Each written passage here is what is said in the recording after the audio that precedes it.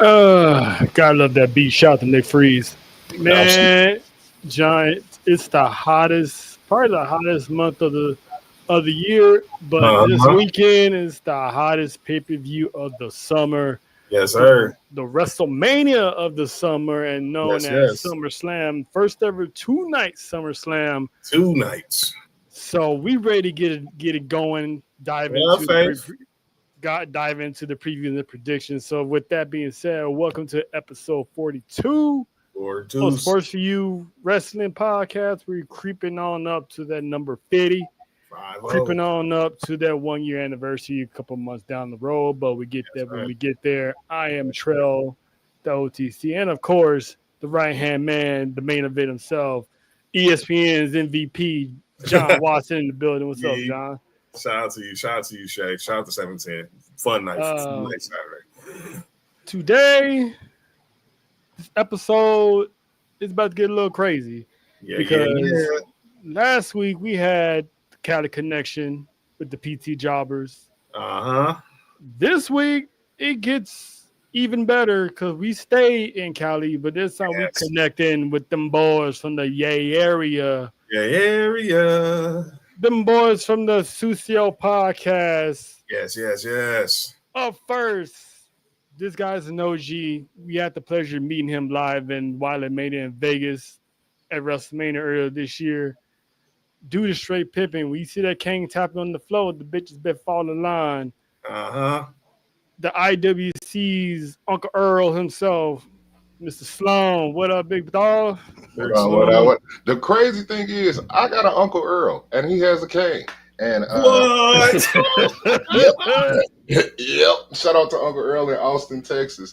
You know what it is. It's the big homie Sloan Kettering, your favorite fat nigga.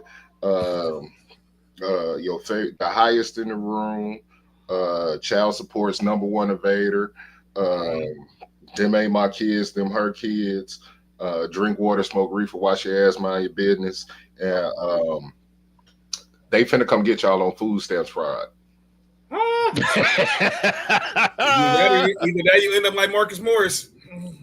Dumbass. But anyway, or Gilbert. That's even more because it happened in his house. That happened in his house. How can you be that much of a dumbass? Yes. Your valley. Hey man, ask Nick. Nick went to school in the valley. Dudes in the valley, they not the same as regular. Not the brightest. They're not. Oh, before y'all get started, let me shout out my sponsors of the Sucio Boys podcast. That is the wrong one. 710 Labs. That's all right. Dr. Dabber. Dr. Dabber, shout out to the Dab. Make sure y'all support. There's another Dr. Dabber. Yes. And Luke Belair Champagne. Oh, yeah. Gotta have the champagne. Shout out to the people that sponsored our marijuana at what is that? I'm smoking it. Sunset Connect. Shout out to them for sponsoring our cannabis for WrestleMania weekend. Yes, sir. That was dope. It was. It literally was dope. All right. Now, I did say Sucio Boys. So this cat coming up, man, you gotta watch him because you leave him alone on social media, he'll wander into some shit and start posting shit. You gotta ask him if he good. Our guy, he's definitely flyer than your homie, Marty McFly. What's up, Marty? Hey! 3 times. What's good? What's happening with my Usos, man? What y'all up to? Shit, you already know, just shooting the breeze, talking shit. I feel it. Shit. But there it is. I do. Since Sloan got the championship belt, I am gonna jump the gun here, and I'm actually gonna give Marty McFly his flowers, man, because you're the reason why Tribal Warzone is a hit.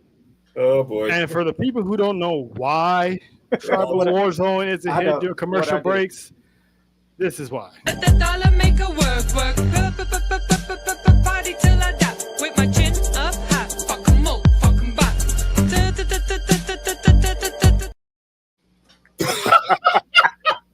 Becky Lynch was going crazy. She was wild. Listen, man. Hold on. When I shit you not. I haven't even checked it. Last time I checked it, I think we was approaching a mill with that. Yeah, you should, man. Hey, man, get laugh every time we play it. Oh Yes. my god! Like I just, as everybody knows, I can't stand her. Like I just can't. Oh, yeah, we know. Oh, we know. Yeah. Yeah, we figured that part out. Yeah, but it was just I remember seeing that video a long ass time ago, and I'll save a video if I see it on Twitter and it makes me laugh. I'm saving that shit. It is in the library. And then after that pod, she was just doing one of them stupid, one of her promos, and then at that point, I was like, you know what? This would fit. Wait a minute, because she like stuttered, like, because you know she sounded like she need albuterol every time she do a promo. Yeah, I'm on that Adderall. And then I'm on that Adderall. And then she's like, and I was like, and then that's when the video popped up, and then the tweet went on. Damn, when there was one episode, I think it was the first time I played it. She actually came out damn near the identical outfit. I know she saw it. I know she saw as it. As that, I'm like, so ever since then, every time Becky's on our screen, and we just did the. So that me done. Oh so my it's god! like we gotta give credit to where credit is due. Huh? We was on the bottom level. We was on the bottom level. We saw Sloan and Jermaine and Meech. Yeah, man. Yeah, we was on the float. Where the fuck? We was over there by that second bar is right there. Yeah, they was over there by us. Damn, like you know how the one bar, we was all in there because me and Trail probably got there. Where we was meeting our homeboy Keith up there, and then once we got there, then that's when I saw Sloan and Jermaine walk in. I was like, okay, go holler. I know we saw you there. I know we had to see you there. We was all in the same area. He was with us. Yeah, nigga, he was with us. Okay. He just saw two black dudes and forgot all about it. It's so good. No, it was dark cool. as hell. I was a little. We all matched that day in color, you know. Them expensive ass drinks. What was it? Little bloodline. We was smacked. We was smacked and smoking the whole week. We was smoking that. I'm loving it. Oh yeah. The tweet is at 886K right now. Yeah. Oh, get it to a milli. Get it to a milli. Yeah, run get that to up a milli, because Becky needs to see that, and you saw how she reacted when people was calling her Becky Hogan. Now, when she gets to that video, I like to see her in one of her promos going, you know, just to do it, just to do it, because we gonna shout out Marty McFly when she does that, because so if anyone was wondering where that video came from, that's the guy right there who's responsible for our commercial breaks being funny or making the Becky Lynch promos go by a little smoother.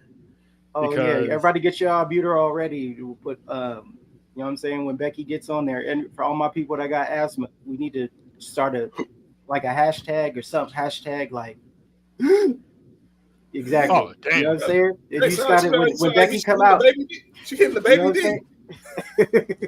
Hey, baby D like that because you eat too many cookies, but that's neither here or there. So, hey, let me tell y'all, Marty was at my house the other week. Couple weeks ago. The nigga, we in the garage, right? And he say, "Bro, how much do you smoke?" I say, "A lot." It's a lot. And he was like, "Bro, you just keep pulling out instruments." I said, "They keep sending them to me." This nigga had a dab rig in his pocket. Portable. We was watching the WNBA All-Star game, and then he just was like, "Oh shit!" and just pulled out a fucking lightsaber dab rig out of nowhere, like it's normal. Hey man, I got a homie that's just like that. Every video he posts, he's stirring the syrup up, got a little dab over here, and he got like an edible over here. I'm like, and he still wakes up the next day like, you know, easy Off peasy. The walkie and the edible. Shit. Yeah, man. He works night shift, so you know. All right. Say less. But speaking of shift, that's time to clock in. So we're gonna kick it off with like some news updates going on in the world. But at first, we've been prolonging this long enough. Yeah, we gotta address the elephant in the room because the whole IWC has something to say last week, and we reserved all our comments until today, and that is the passing of Hulk Hogan. People are gonna feel how they want to feel about Hulk Hogan. Well, about Terry Bollea in general, which is always understandable because neither one of us is gonna tell anyone how they feel, what to feel. You know, he struck it the wrong way. He struck it the wrong way. But celebrating someone dying, I'm not really cool with that. I mean, it's not like the man was a dictator going around killing women and children, you know, hanging them, you know, like emperors did or anything like that. But I learned to separate the person from the character, and the character itself transcended wrestling. I mean, without Hulk Hogan being successful at that WrestleMania, we wouldn't be having no podcast. There is no WrestleMania. Vince McMahon put his house on the line, and they probably would have been on the street. There's no AEW, there's no TNA, there's no NWA surviving for that long because all eyes was on WWF. All eyes wasn't on the territorials or anything like that. But with that being said, condolences to, you know, friends of his, fans of his, colleagues of his. Whether we were fans of the character or not, that is still part of our childhood growing up. It's definitely part of our parents' childhood growing up. So the man made wrestling what it is. So that's what I think on it. Marty, I'm going to start with you because you hot like a tea kettle right now. I'm not hot like, no, not at all. Not at all. Listen. Go ahead, my guy. Opinions are subjective. So I 100% get it. I won't call it celebrating. We'll call it like, yeah, it's just kind of like when karma hits, you just kind of, you don't necessarily have to celebrate it. It's just kind of like, he got 71 years. That's more than what most people get. That's more than what his son's friend got with that car accident that he also said that he hoped he doesn't die and come back a hard art. You know what I'm saying? Mm-hmm. We could separate.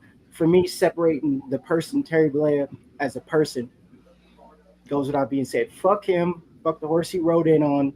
He just happened to be the right person at the right time, because if Vince was fucking with Billy Graham, it probably would have worked out that way first. That's where that whole gimmick came from anyway.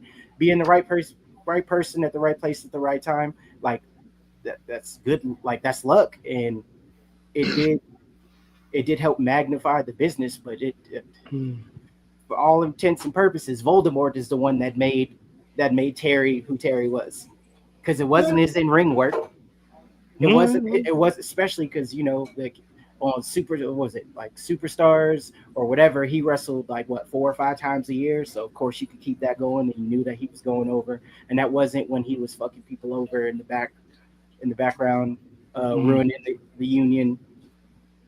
All the muckiness and the creative control, the shit that they give Mercedes shit for, that he was doing in WCW. That's why the NWO just kind of destroyed itself.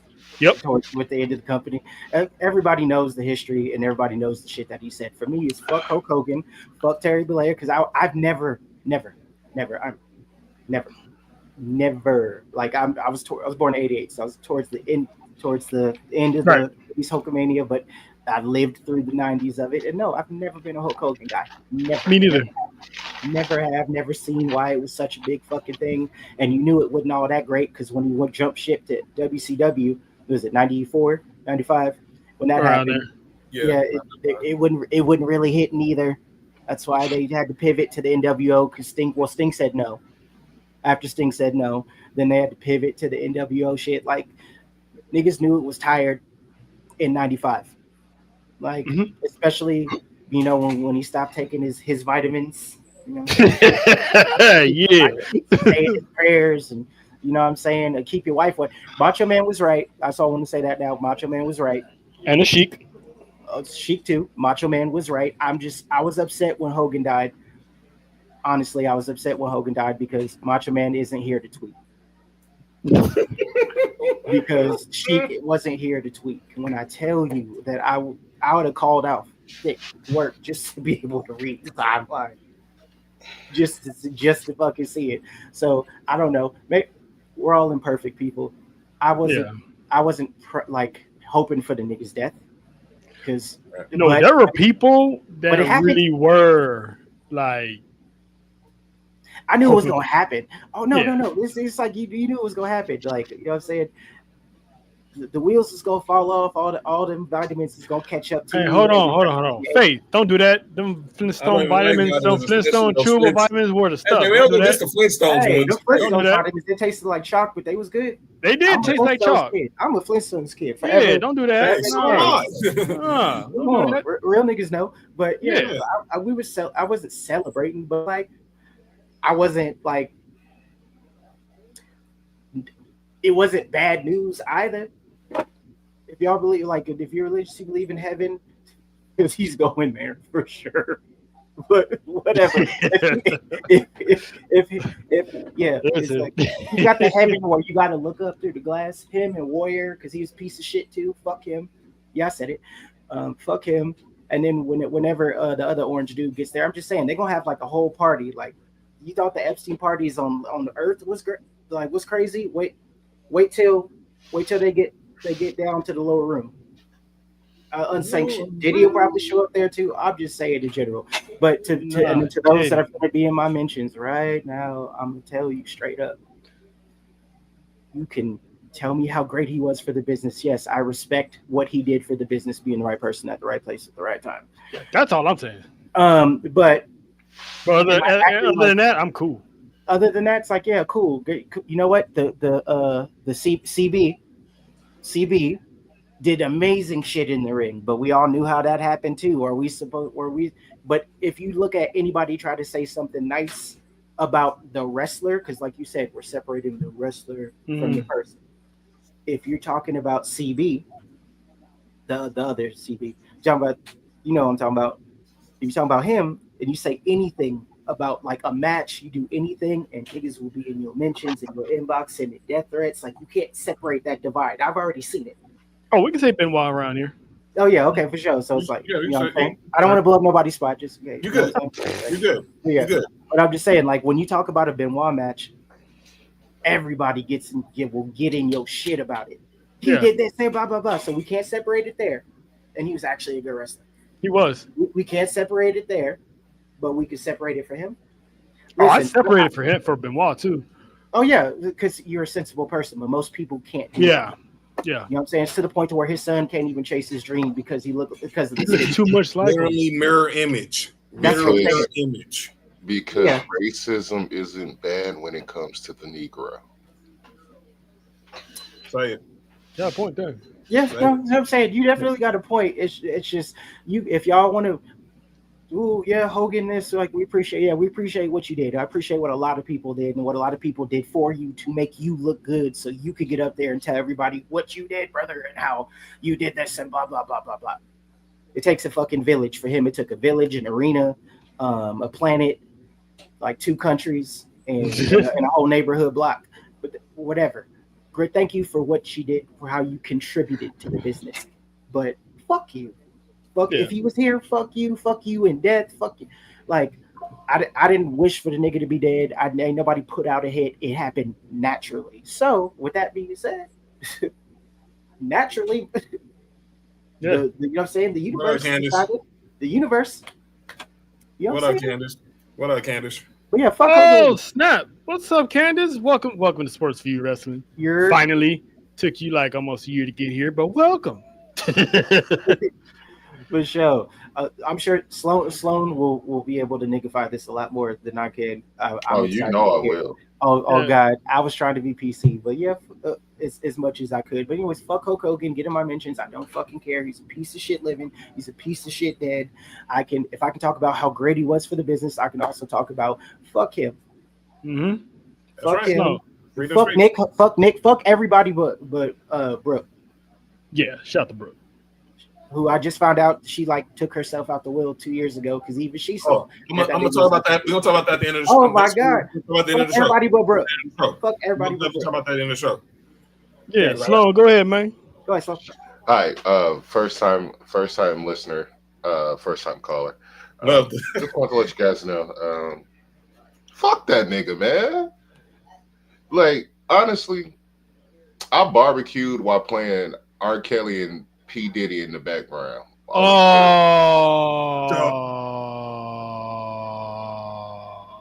Nigga. It was just a regular Tuesday, you know. Threw some things on the grill in his honor, because I know it's hot in hell. Wanted to get that meat used to the flames. Hey, as Marty said, I heard this twisting line a long time ago. He's a great African American wordsmith from the land of Chicago. He said, player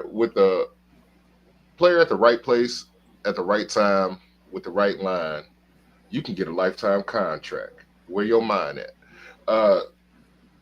Before Hogan, there was Ric Flair, who is a little sketchy himself. You know what I'm saying? A little sketchy. But still find his way to the barbecue. Excuse me. But Hogan wasn't the one who put wrestling on the national map. It was actually Ric Flair. Actually, it was people before that. It was fucking Andre put it on the global map. But Hogan put WWF on the global map. You know what I'm saying? And Hogan, I was one of those kids that said his prayers, took his vitamins, ripped his t-shirt. Nigga, look at my logo is the NWO logo. Dude, look what I'm wearing right now. So, like, yeah. He's affected my life and for the positive, but it's also that nigga can suck a hairy dick after a 30-minute Andre the Giant match. Fuck him. Two things can't be true. I am one of those people that can separate art from the person, but that nigga called somebody a nigger the week he died. Called a waiter a nigger the week he died. I didn't know that. Yeah, I found that out the other day on TikTok. That's insane. No, I'm cool. And then everybody doesn't. All the white people don't mind a little racism. Mm-hmm. Joey Swole got on there defending him, calling. How you call grown people in 2025 colored? And you try to defend a racist by saying an outdated racist term. Nigga, that hasn't been used in so long. Dude, my pastor said his birth certificate say colored. Damn. Boy, fuck you. Damn. Boy, fuck you. Like, he says birth certificate said colored. So, he grew up in segregation because he's from Alexandria, Louisiana.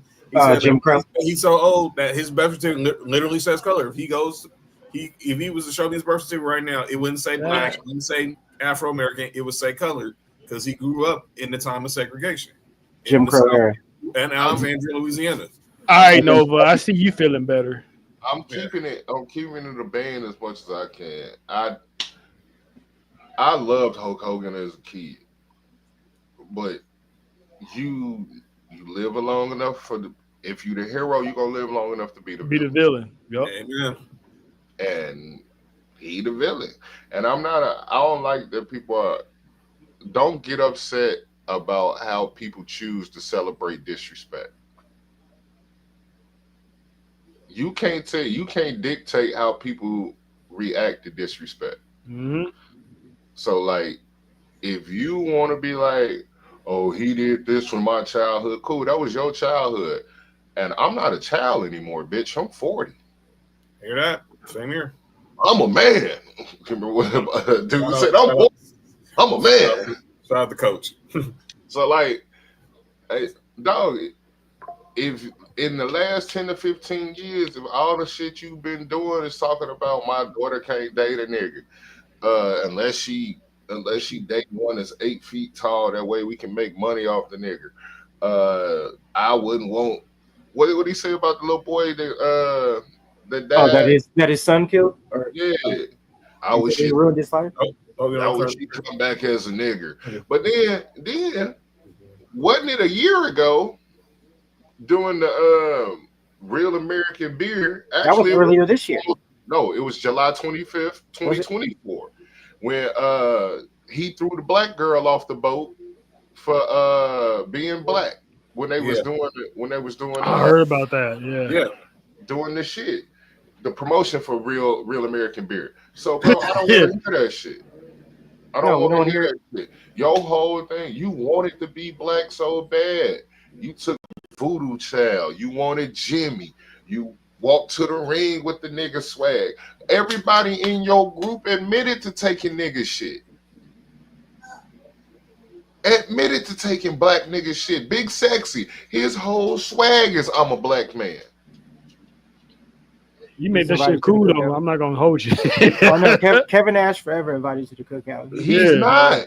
No, you can't come to my bitch. You can't even look your big ass over my face. Keep your big culture appropriating ass over there. I'm culturally inappropriate for real. Yes, sir. Keep your ass over there on that other side of the fence, nigga.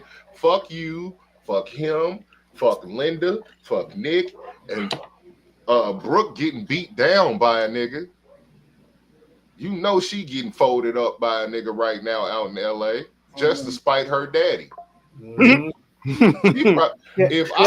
She probably getting clapped while I'm a Real Americans in the background. Bro, if I was Brooke, I would be getting clapped right now. So I'm a real American. With a tear away Hulk Hogan t-shirt on. And tell it, I'm just fuck it. Fuck that nigga. I bequeath my time. John. My brothers in the Bay that said it perfectly. I'm looking like this. We ain't got to delay all day. I don't wish death on nobody. Prayer for his family, specifically Brooke. As someone who lost a dad, I know what she went. I know what she's going through. Even when the relationship is shaky. My dad was on drugs, and we didn't have the best relationship until the last 14 years of his life.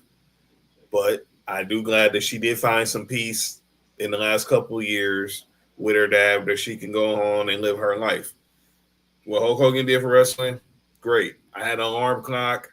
I watched the cartoons. I saw him in the movies. Everything, cool. I'm wearing an NWO shirt because I thought the NWO was what they did change the game in pro wrestling. As far as Terry Bollea, the human, I pray to God that you made a repentant to whoever your maker is, because if not, they got a special place in hell burning for you right now. And I'll just leave it at that. The prayers. Now leave it at that. Back to you, OTC. Yep. 29 minutes, and we are off that subject. Hold on. Wait. Fuck Hulk Hogan. Fuck Hogan and fuck Terry. Okay, I'm done for now. All right. So let's let's get into actual wrestling news that matter. First item up for bids is Summerslam is this weekend. This man has a very, very interesting match coming up, and he still ain't got no contract. Pay that man his money. Karrion Kross and his wife Scarlett still have not re-upped on a contract. So makes me wonder how this is going to play out. Maybe the contract's already been signed and we don't know about it because, they like to really, really, really, really keep stuff under the wraps because they know that us wrestling fans are smarter than what we look. But, Marty, your thoughts on potentially Kross and Scarlett still not getting paid yet? Kross needs this win. Regardless, he needs the win. Like all the motion, especially out of this match, like Sammy cool and everything, but Cross Ben had motion for a minute, and they're not really doing right by him. Do I think they're gonna leave? No. I think they'll end up re-signing. It'll be some last minute shit. It's just like when Drew hadn't re-signed yet, and then it happens. Plus, it just makes for good TV. There'll be a season 2 of Unreal or whatever, where they probably gonna talk about the shit and all the work shoot promos. Like I don't see him leaving. I just think that I'm curious to see what's gonna happen in the match, and Cross is my pick. I think Cross will take care of it with some sort of shenanigans. Although if they really want to make a statement, pay this man and give him a clean finish, clean win. Mm-hmm. That's just solidify it, and then at that point, like do something. There's a mid-card title somewhere, or Sammy turn heel. Ooh, yeah. Hey, Faith, hit up John about the S4U fantasy thing. I'm pretty sure they're gonna kick that off party next month. So hit him up if you want a spot. I got you. I'll hit you up in a little bit.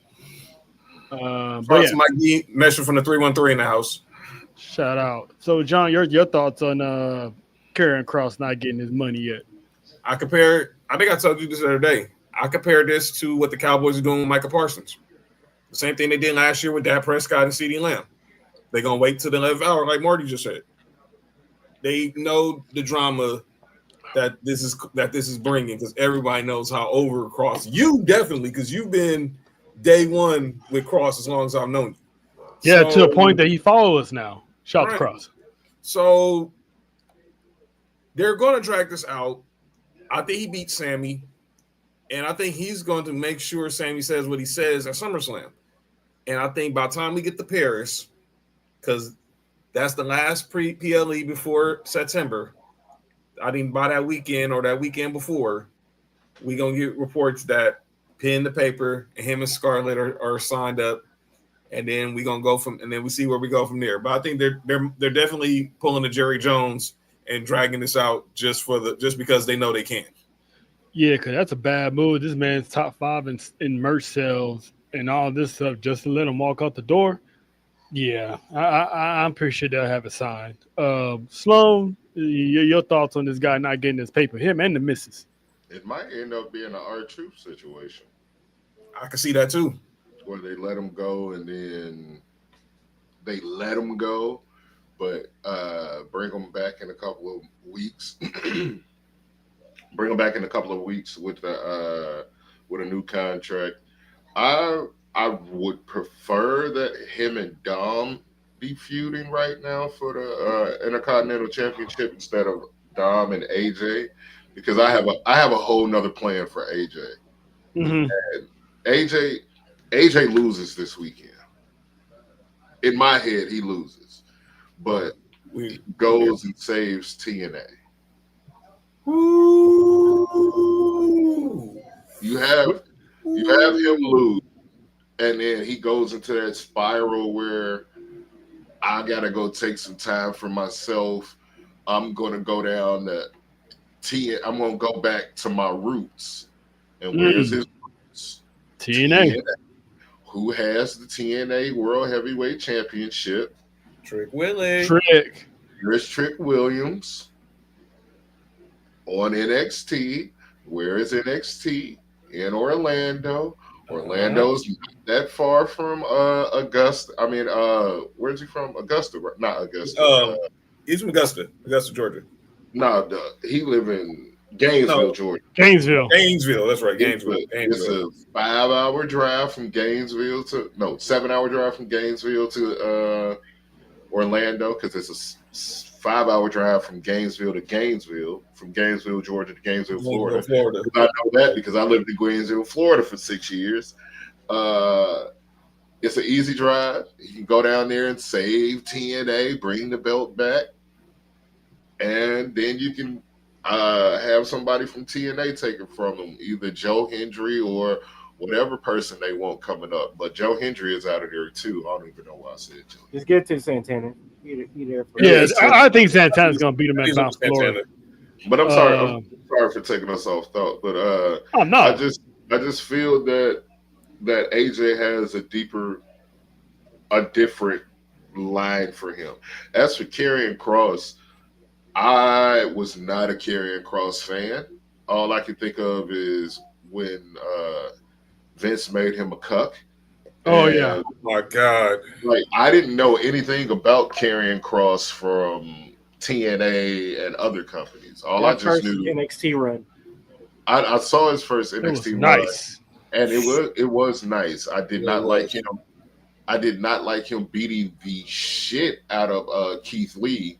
That was unnecessary. But, oh God! But you know how they do Negro talent with belts. Anywho, Karrion Kross, I think he has a trajectory of maybe a low main eventer. You know, he has the crowd on his hands, the entrance and all of that shit. But you know, like what did was it AJ, not AJ, but Adam Cole that said they give you all of this cool shit, the interest, the girl to make you cool, but for me, you got the girl, you got the belt, you got the music. You know what they do for special for me? They ring the bell. I was like, dang. But it's crazy because Karrion Kross can't wrestle though. He can. Impact, them Impact years, fine. But see, that's where I have a problem. Like, I don't go back and watch your old stuff, just like I don't go back and listen to old rappers.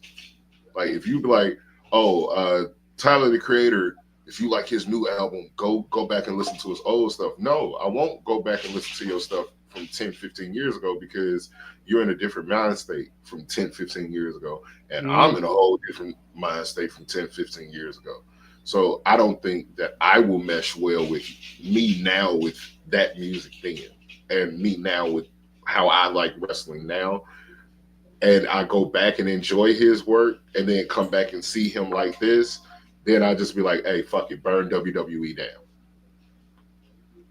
Yeah, I agree because the man is talented. Letting this man speak, because I'm with Marty. I watched his arrival in NXT and that whole Hitman had the ball head with the suit and everything, and just like it was some sinister shit because he pulled up out of nowhere and choked the shit out of Tommaso Ciampa. I was like, damn, that thing got snatched up real quick in that close up.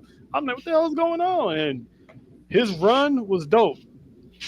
But when he did that, people like an Impact. When he did that, all I could think of was Loki. Because Loki was doing the assassin gimmick. The Hitman, yeah. And it worked. And then, like you said earlier, when that man dead on arrival doing that Vince McMahon era, and he got called up looking like Gladiator, I'm like, what the hell? No Scarlett. She wasn't around, and he lose to Jeff Hardy of all people on your first night. I was like, yep, he's done. You had him looking like great value Kratos. Exactly. That nigga looked like we got Kratos at home. I was like, he's done. And then the moment Vince stepped down, Triple H took control. He was one of the first 3 people he called. And when that dude came back with the hourglass, I'm like, oh, it's on. Everything he pretty much predicted happened. But I also feel like whoever said Sammy needs to go heel was correct too. I think Sammy needs to go heel. I'm ready for a lot of heel turns. Y'all don't want to hear. I want Bianca to turn heel, and she's turning. You can tell she turning. She turning heel. You can see her heel. I'm not ready yet. She put the gold. She put the gold. Marty. I feel you, dog. I want that NXT. I want that NXT Bianca. Hey, bro, she put them goals back in. She was an anti-hero NXT though. She put her fronts back in. She put her bottom row in interviews. Now I'm like, oh yeah, the hood rat coming back. And then I want Cody to turn. Yes, please. I want New Japan Cody back so bad. Yup. Black Ring of Honor. The Bullet Club Cody. That's where the nightmare was born. I'm not protecting Bianca. I'm just, I do want to see NXT Bianca. I'm still standing by what I said about the whole Jay thing. But I still want to see NXT Bianca real soon. Fam, you got to die on that hill already. Lash Legend is I'm not a part of it, bro. Especially after what I saw last night. I got to catch up on that. I think Lash gonna end up with Naomi. I don't know if y'all saw NXT, but John said the same thing. Yeah, Lash came out. She did her. Lash and Naomi gonna be a unit. She did a walkout promo, and she kept bringing up how she eliminated Nikki Bella. She eliminated Nia Jax. She in this match with Fallon Henley. Fatal Influence tried to play the numbers game, didn't work. And then I see a bunch of people standing up, and look who bum rushed the bougie bully. One JT's future wife. Oh no, that's my old lady. I remember being on Marks with Mike's when this conversation took place when they was fighting over his own Nia Jax. Yeah, you ain't lying, bro. Back up, bro. Back up. She left Lash laid out, and she said, "Whoever wants to smoke, come get it." It's cool seeing. I haven't seen NXT, but I'll probably go back and watch it. Go back. The last 2 weeks was fire. But the fact of Nia Jax being the latest one to go back to her roots is pretty dope. I'm not even gonna hold you. That is that's some good shit. NXT been cooking. Oh man, they stay cooking. SmackDown. She might be pulling up the SmackDown and get a lick back. NXT. Oh, you already know this is her gateway to the main roster, just like Bayley was Roxanne Perez's gateway to the Wasn't to the she main technically roster. on the main roster though? Because they was having matches. Who you Lash? No, Lash was. She had a couple single matches. I mean, because they was part of the tag team. They was going for the tag team titles, so they had the women's tag team titles. The only one that gets defended. Yeah, get defended through all brands. So that was pretty much a tryout for Lash and Jakara. I didn't like them getting rid of Jakara. I think they could have put them two with Naomi and had another little stable.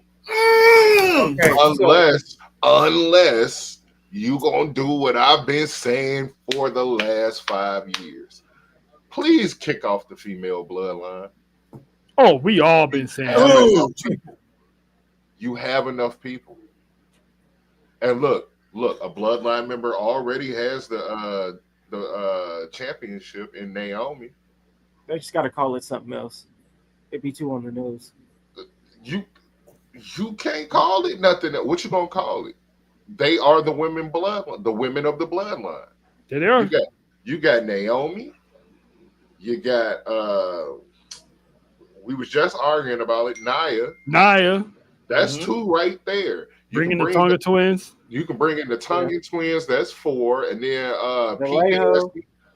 P Nasty. That's 5. And then you can go bring back Tamina and to be the wise woman. Wise woman. There you go.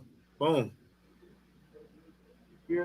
Boom. Send it back to Sloan Kettering at the Sucio Boys. Yeah, send me. You ain't even got to send me a check. Just send me that seat right next to the green shirt guy. Well, you see that today is the safe space, though. Yes, sir. So it's the safe space because nobody's completely gone if they go to TNA, especially with the working relationship, because you could have been off WWE TV and then 2 weeks later you're on TNA television. Indy Hartwell, Naomi at a point in time, like you could Jakara, that's what I'm saying. That's your way to be able to be like around like work rate, and then you can develop them. You're still keeping it close because if the block was hot, they're not letting you. TNA ain't finna fuck up the bag or the partnership. If like taking on some problems, it's just like come this way, build yourself up, learn your craft. Mm-hmm. Same thing Naomi did, even though she had a Hall of Fame career before she got there. You know what I'm saying? Build your craft up, and then you could just work your way back in. It's just like a circle. Like Indy will be back. A bunch of these people will be back, whether it's a year, 2 years from now. The next contract, they'll be back because that relationship is so tight. I know if I send you over there, prime work rate, you're gonna consistent shows and other brains to pick because it might not have necessarily worked over there to get your start because you started with no background in the wrestling, but you went over there, so It's like learning to wrestle for WWE and for TV and how that works. You've learned like the pomp and circumstance and the entertainment portion. Now you're able to go over to TNA with all these brilliant working minds, knockouts to just everybody there. And then you build your craft up, get it better. And then when your stock is higher, they come in right. It's just a circle. It's like not a downgrade. It's just like a developmental, but not a developmental because it's a separate company. But it's got that standing to where they're going to be presented good. Because especially when they get them titles back, when TNA, some two people on the TNA roster get them titles back, it's finna be up. So like I could see Jakara, I could see Indy. Shit, Ziggler probably coming back. I don't know. He said he has no intent on working with WWE. Everybody say that. And the thing was, if the Hardys was jumping back and forth, the Hardys and Hendry had merch that they were selling Mania week. Is Nikki Blackheart Samoan or is she Puerto Rican? She said she's Rican. Faith would know. She been tweeting her. I thought she said she was Rican. Faith what? Faith would know. Our girl Wessel Faith from Announce the Dynasty. I think she been talking to her. I thought she was Samoan. What's it, Faith Walker? Oh, I know who you're talking about. Yeah, Nikki Blackheart. Our girl Faith. She been one of the homegirls from the brand been interacting with her a lot recently. Nikki Lockhart. She's not Samoan. She's fine as That's what I said. I knew she was Puerto Rican because she down there in Miami. Well, Equa, shout out. Hell yeah, but yeah, man, I'm looking forward to what happens next with Lash Legend. Can't wait to see her because she's been her stock. That's a stallion. That's all I'm saying. That's a stallion that can win. I don't know how many Kentucky Derbies. Shout out to Trick Willie. Hey, that's big, meaty women slapping meat. But now we're gonna go to south of the border real quick and address some news down there in Mexico. Alberto El Pendejo is, as of right now, no longer part of AAA. He lost his loser league AAA match last weekend, so everyone was speculating what's going to happen with Alberto after this whole WWE purchase, because we all know he ain't got no home in WWE right now. Probably not ever. I mean, I know pigs are flown. They got CM Punk back, but the man has a track record that they don't want none of those problems on this current product. So, especially if they're trying to get Paige back, if that ends up happening. Exactly. We don't, and even if she never came back, the dude don't. You got the domestic violence thing on your head. You ain't.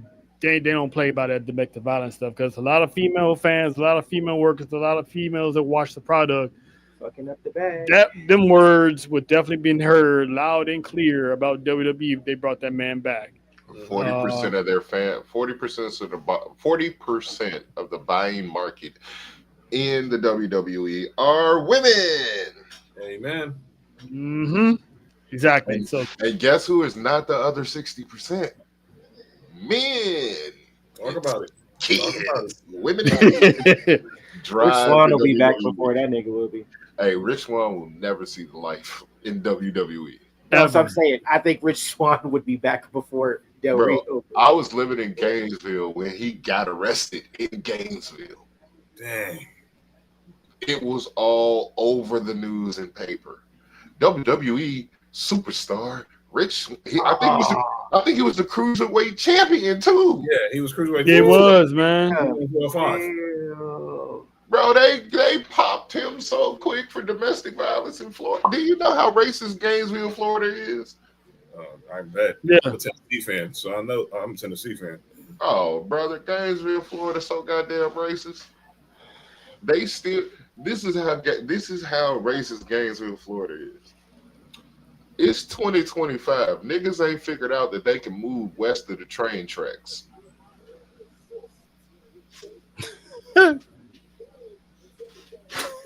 I'm dead ass, brother. You go to Gainesville. It is train tracks that run through the city. Wow. That separates the west and east side. The niggas. I'm talking about going Monday. I'm gonna go to a Florida game. So, man, bro, it's the east side, University of Florida, then the west side of Gainesville. Niggas don't move past that motherfucking university. Damn. Wow. Swear to you. I learn something every day. That's why they never apply to them schools. They get out. But yeah, man. John, your thoughts on Alberto pretty much done with AAA? Deuces, adios, senor. Don't let the door hit you with a good Lord split you. You're not coming back to WWE. If you thought that this partnership with AAA was going to be your way to ease back in the back door, no chance. Forget it. It's over, bro. You screwed up. You cost yourself your career. That ain't got nothing to do with TKO. Now hit the bricks.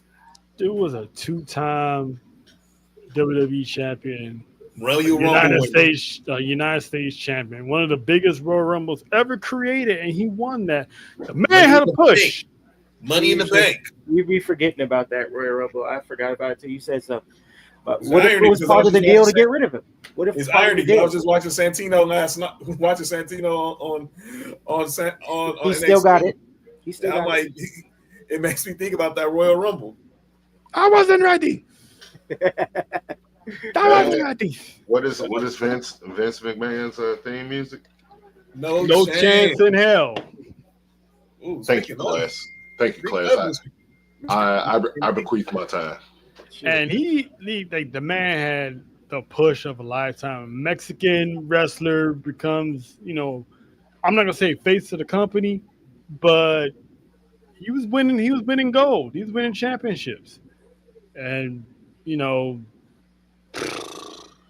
is what it is with homeboy. Like, we don't need him because he's just pretty much bad. And then after you get fired, you still calling out Triple H all these years. That come to my restaurant, I'll beat your ass, and then buy you a tequila drink. It's like, come on, man.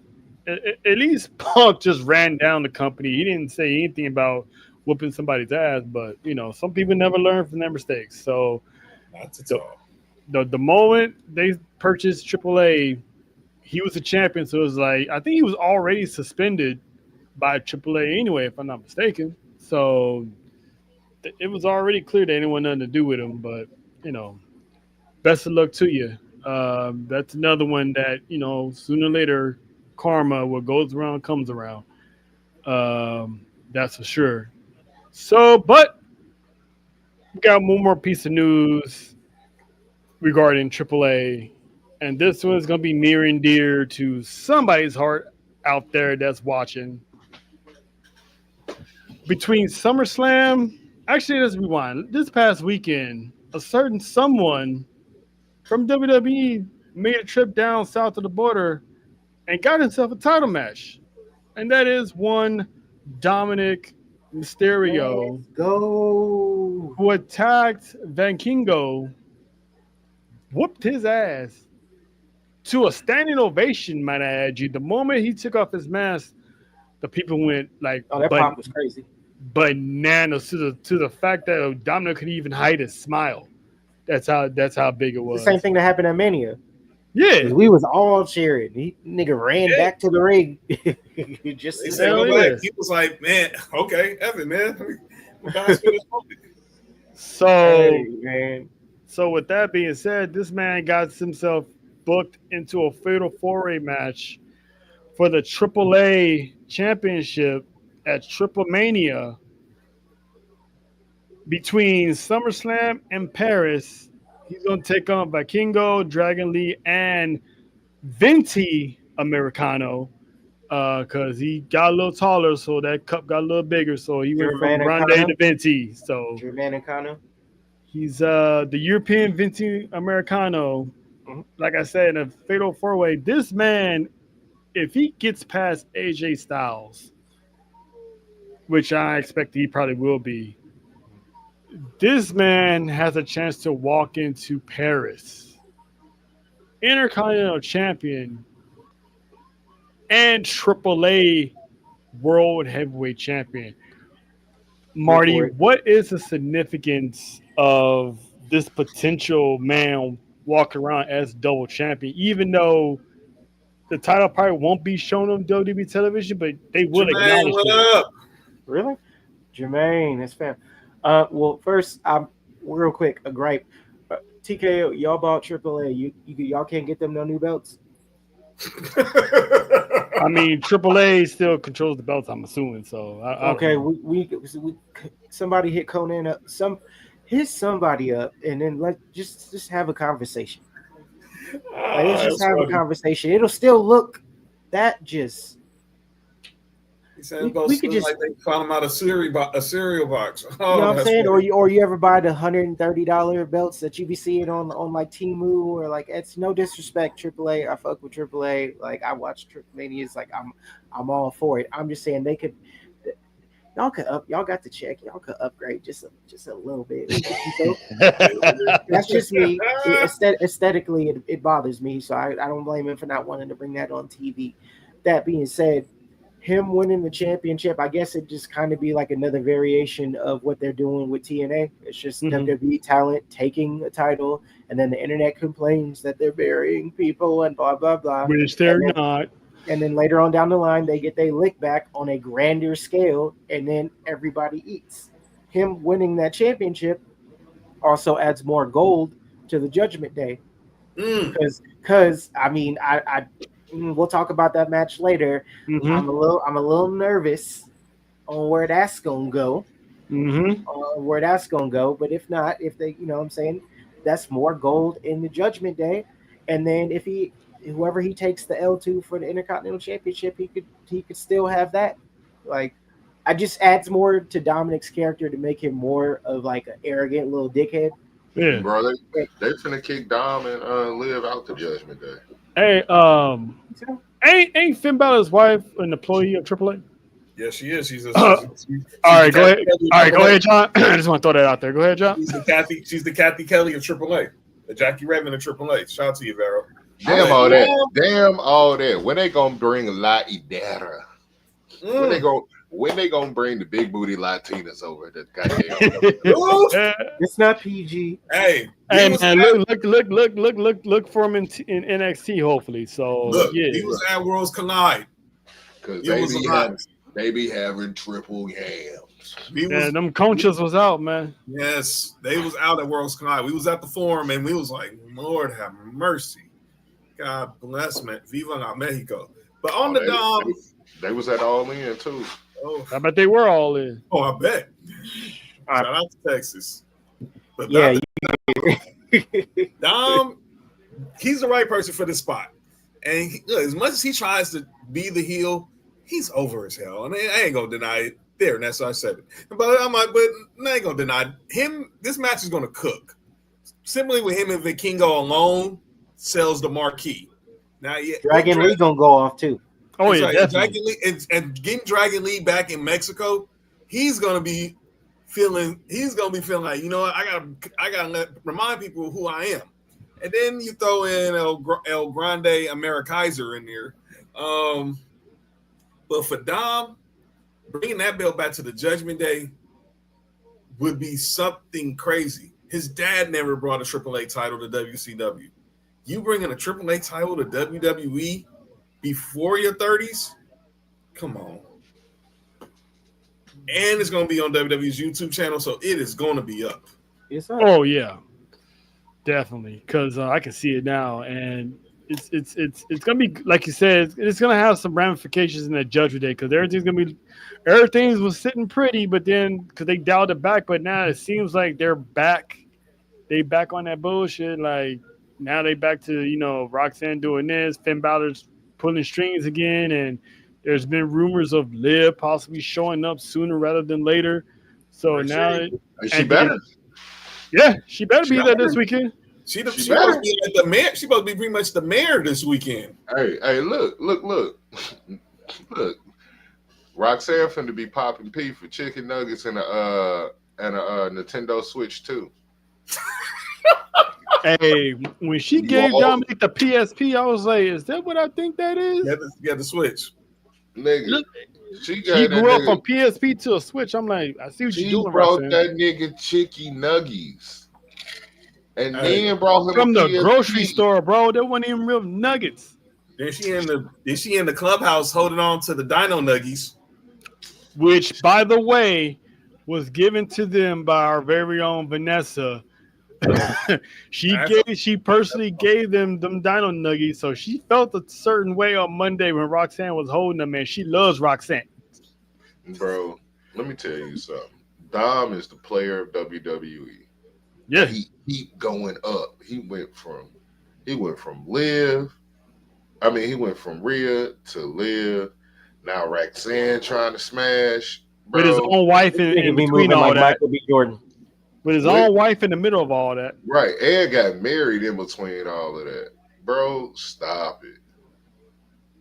Hey, he brings a whole new meaning of Latin lovers. Latino heat. On God. And then also shout out to Finn because pulling the strings, people acting like this is some brand new shit. I mean, if you know about OG Bullet Club, you know about Prince watching back then, Prince Devitt. This is normal. If anything, he toned it down for what he could have been doing. Yeah, he could have been real reckless. Heavy on the reckless. He could have been calling people hard R's. What are you talking about? He's the true leader. He should have been the true leader at Judgment Day since the moment he joined. I'm still waiting on them to do Bullet Club in WWE. Like they got all the OGs. I want AJ and Finn to just they teased it and just make that shit happen. Even if we just get it for like a pay-per-view build. Give me 4 weeks. And then Thomas, yes, bring Anderson and them back. Like, the money would print itself. And put cocaine in the locker room. We got Bullet Club in TNA, Bullet Club in AEW, Bullet Club in WWE. Exactly. It was already Bullet Club in New Japan and Bullet Club on cocaine.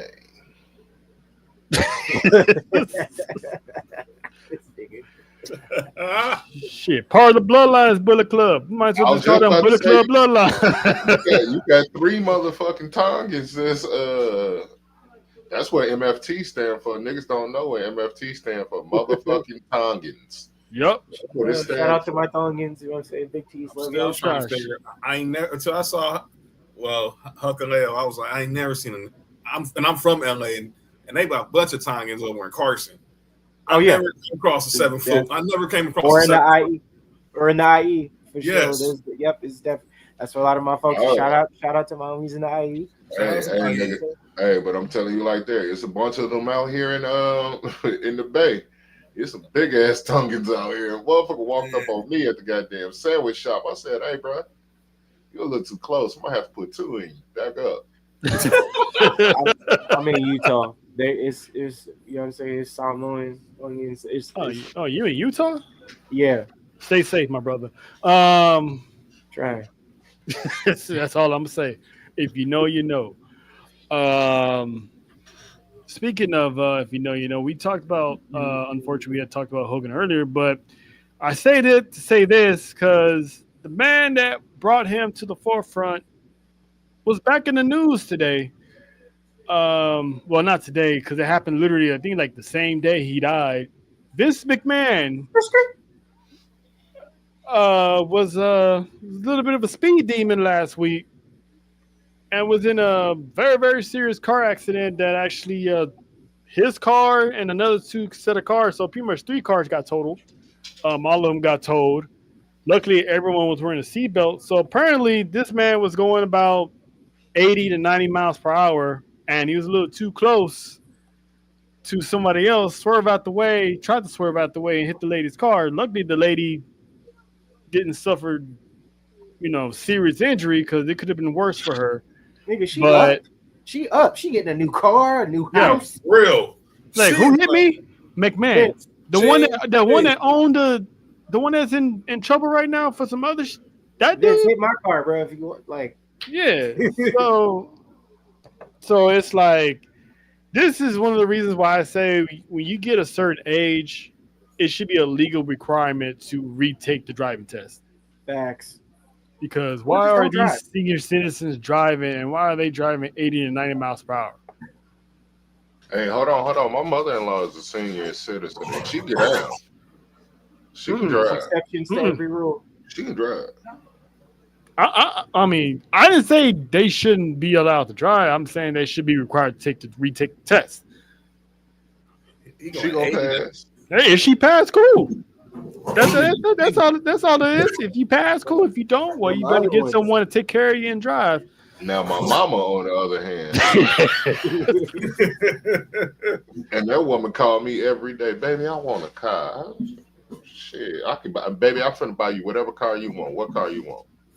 She told me I'm finna send her about 15 of them Matchbox cars just like that. Here you go. Now go your car. With the RC, get it, you know what I'm saying? With the good battery. No. She can get these. She's 70 something, brother. She used to them RC cars. I mean, the little Hot Wheels cars that you can use with a little finger and stuff. Vroom, vroom. Nigga, imagine it's got a Hemi in it. Just imagine it's got a Hemi, baby. Nah, I ain't going on with you. Nah, man. But Sloan, your thoughts on this whole Vince McMahon basically can't stay out of trouble because now he got to go to court for that. Those are my thoughts. Sloan, I'm not Sloan. Marty, you agree with them thoughts as well? What about him? Just he don't need to be driving at all. Him going around driving like he's Jeff Gordon, going 80 to 90. The day he gets to like fuck it. Like, he's already been fucking. I think he's been there. Oh no, but it's just like where it's like fuck it. Like because usually he been pretty good about being quiet. Because even the stuff that I was hearing about beforehand, it got kind of quiet for a good minute, and he couldn't help himself. She had to doing way too much. Like, you too rich to have to be worried about that. Have somebody else drive you. At that point, if I had that kind of money, I'm not driving shit. I'm having somebody build me a teleporter, or I'm gonna have a whole bunch of. I'm pretty sure Elon can hook him up with that. You could figure it out. Like, get you an actual legit autonomous driving car, like something. My thing is, where are you going? He friends with Agent Orange. She ain't gonna hook him up. True. Yeah. My thing is, where are you going? There's nothing to rush for him to be driving 80, 90 miles an hour at 84 years old. What do you do? I mean, I get Dude, it. 84. Bathroom. Like, probably. I mean, don't they wear them pouches or diapers at that time? You don't want them to pins? Bro, he was probably trying to get to another shorty house to use the bathroom. That's on brand. It does. It is. That's on brand. And it could have been a shitty situation. Touche. Yeah, well, you got a point there. That's true. John? Where was you going, Vincent? This nigga called him Vincent. That shit is funny. Vincent Kennedy McMahon. What were you thinking? That shit is You're funny. 84, driving 80 and 90 miles an hour. Look at this shit. What? Look at it. That nice Bentley is total. Now, you could probably go buy another one tomorrow, but still. There's nothing that this man was in a rush. And then 2 other cars got hit. Now you're facing a reckless driving charge. Take this nigga license. They should have been. Nigga, you 84. You remember when slavery was legal. Dude, Yeah. You should not be driving. You should not be driving at all. You should have a personal driver on payroll 24/7, 365. You would think he does. That's why I'm just wondering. There's more to this. There's There's gotta be. definitely more to this. This is why I say retake that test because you 84 and you doing the speed limit is like shit. Now even Ric Flair drives himself. Well, he can't even even 79. That's still. I know people in the 80s who still drive, but you got still, man, you still can't be at. Like Jermaine said, just a stupid rich old white dude in a hurry who thinks he owns the road. I got it. You got my way. He probably owns the road, a freeway out there. He probably did own the road. Yeah, maybe. It's not far fetched. Yeah, I mean, it happened in Connecticut, right? Yeah. I can see it. Yeah. Vince McMahon Way or something like, this is my street, damn it. You got the highway patrol on payroll. I wouldn't be surprised. That'd actually be kind of dope, though. But, But moving on to Unreal. Debuted yesterday. All 5 episodes dropped. I finished watching it. John, so far, I know you haven't finished yet, but what did you think of the series? I mean, I love transparency, and I know a lot of people are saying it's breaking kayfabe, blah blah blah. But I love transparency. Triple H was on First Take this morning talking about it. It's like he wanted to provide transparency with the thing where it's not just the typical, oh well, this choreographed and they tell by the way they wanted to let people in on who these people are. Like every person. Like I was talking to Corey today, every person said they care their TV name and their gov. Like I see when Bianca goes out and says, "I'm Bianca Nicole Blair Crawford," I'm like, okay. I was like Nicole. Yeah, and then Rhea Ripley saying her government name. It's kind of crazy because I just seen the anniversary of her signing the NXT like a few days ago from her promotion in Australia. John Cena, obviously that's John Cena, but it's cool to get behind the curtain because they're not going to tell you everything. Yeah, they ain't telling us everything. Right. But they give you enough to be like, make you think about, okay, what's the process? I was hearing Dallas talk about it today. Abyss. I mean, look what he's been doing since he retired from TNA and came over to being producer in WWE. Michael Hayes. Obviously, Adam Pearce is now getting his crack at producing. Nick Aldis. I mean, everyone focuses so much on Triple H. Like they always want to focus on the main face, but they never focus on the brain trust. Like, brother, I popped for Petey Williams in the background. Shout out to Maple Leaf Muscle, the original destroyer, the king, the innovator. Right. Is TJ in it? I haven't really gotten it started yet. I've just seen every TJ's in there. He's always that they put in it. I seen that there was a nigga in there too. You got a nigga in the crib. Jason Jordan. Jason Jordan.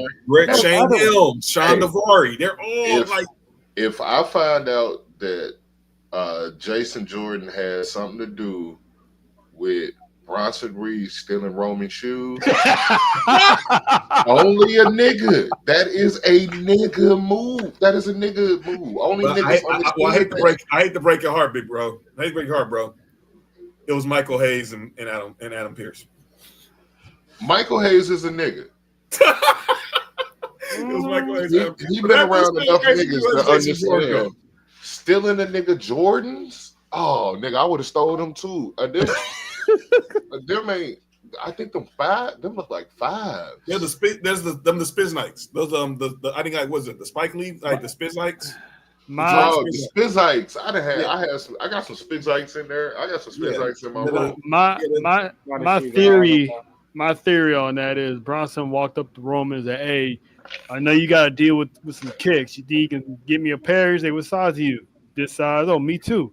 All right, tell you what I'm gonna do. I'm gonna wear them shoes to Raw, and you're gonna take them off my feet. That's my way of getting you the shoes. Nigga, you ain't never getting them shoes back if it was me. Getting them joints back. Roman got to shoot that nigga. Was it really them? Was it really like them that came up with that idea? Because I did see the clip where they were talking about who should win the Royal Rumble, and on the screen. No, I just literally came up with that theory on my own. I literally thought that's my theory.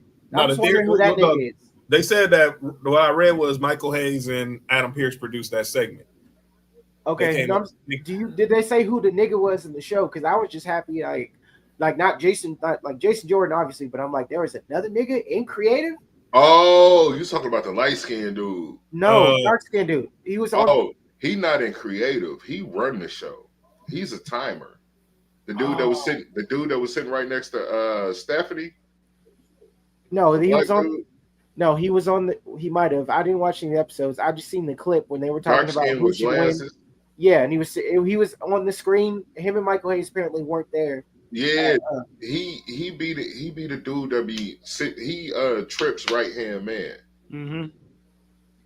He always sit next to him in Gorilla. We just always think he like a production assistant. Nah, he like Tripp's right hand man. Oh well, shout out to him. That just made me happy. Yeah, but it's a lot of black dudes in yeah, but apparently some people think that Jermaine said Tamario is the producer or the assistant director or something. Yeah, but according to certain people, Triple H ain't down with the culture. But you know, I digress. He's not, but but he's smart enough to have the right people. Yeah, he's smart enough to have him around though. That's half the battle. Yeah, but I love the show. John Cena introducing himself to me was hilarious. He's like, my ring name's John Cena. I go by John Cena, and my government name is John Cena with a straight face. The deadpan, like I'm dying. I'm like, only John Cena could take a serious moment and make that shit hilarious. Mm-hmm. I just got that episode before. It's really good. It's good. I don't understand why people are complaining about the episode because about the show. Period. I mean, the fact they let us inside the writing staff's meeting about who's going over, what are spitballing ideas of who's winning this, who's winning the Rumble, who's turning heel, who's doing that, and letting us all insight on how John went to meetings because they ain't showing us that. They showing us what they want to show. Yeah, but even then, that's still something, you know. They got me hooked. Yeah, it's still something. Even if it's just a little bit of the writers' meeting, they're still. Yeah, man, I'm hooked because that where my mind is. I want to see how things work. Yeah, and I love wrestling, but I love TV more than I love wrestling. Right. And TV production is some shit I went to school for, so I want to see how it works. I want to see, okay, this is how Gorilla set up. Oh, the timer is sitting right next to Triple H, so. And then the producer is sitting next to the timer, and then y'all all talking to the ref, and the ref talking to the wrestlers, and the ref talking to the announcers and shit like that. I'm like, damn, I didn't know the ref was the most important person in the match. Oh yeah, from start to finish. Like if something goes wrong, they're right there. Okay, this is what we're gonna do. This is what we're gonna do, and then to have them in Gorilla. Calling the spot. Okay, let's go for the drop kick. All right, let's go for the suplex. Oh, here comes this. Here comes that. Well, I don't think they was calling it. I think they was calling it for the camera, for the camera angle. No, they were relaying it to. Also, they was relaying it to the refs to tell the wrestlers. All right, go do this. Now it's time for this spot. It's time for that spot. So they was not only telling this and shit, right? Yeah, not only were they telling the production truck, they were telling the wrestlers, hey. Go help this person. Go tell them to do this. Go check on her. Go do this. Go that. I'm like, they hold everything afloat out there because when you're out there in the ring, it's just the wrestlers. Mm-hmm. So when it's time to go, it's time to go. And you see it more when you go to NXT. Facts. Like, if you go to an NXT show, you can actually see it more because it's smaller and more. You're not concentrating on everything around in the stadium. In an NXT show, I used to go like every week when I was in Florida. It's intimate. It's like a theater, and then if you sit on the hard cam side, you see everything. You literally see the whole show moving. Yep. And it's dope. I'm loving the show, man. I finished it. I finished the last episode today when they got to the payoff of WrestleMania with the triple threat with Roman Rollins and Punk. How that decision came about. Then John Cena, him winning. And then Jey Uso, who almost didn't have his moment because, well, y'all remember when he botched that over the top rope when he was trying to jump over and he botched it. He was getting in his own head, and he almost cost himself a spot. because they put the rock in him. They wasn't too sure if he was going to succeed, and he turned it around just in time. So we almost didn't get Jey Uso as World Heavyweight Champion if he didn't figure that shit out. So Thank God. yeah, exactly. That aspect I'm loving. How there was like no bleed button, no edit as far as language. They just how they normally do. So even though if it was scripted pretty good where you can still let people in on the know, but not reveal too much of everything, just enough to have people like, oh, that's how that shit goes. Yep. That's how that runs. All right, cool. Okay, But I'm gonna check this shit out. yeah, That's man. what Triple H said today when he was on First Take, and Cody gonna be on there tomorrow. So and then obviously another part was the Charlotte Flair aspect of it. Yeah. You notice since that Players Tribune, we've seen a lot of humanizing of her ever since that Players Tribune article dropped. Like, we talked about it with That's Freaking Wrestling, bro. We're going to see more Ashley Flair than Ashley Flair. She does, and there was a picture today. She was training with Ava, Lexus King, and Uriah Connors. What they all got in common? All four of their dads were in the business. Yep. And she now looks like she's at that time she's paying it for. I'm seeing her and Ava doing drills together. I'm like, exactly, JT. this is what it is. Felt like, yeah, it do feel like Hard Knocks. It do feel like Hard Knocks. That's right. It starts next week with the Bills.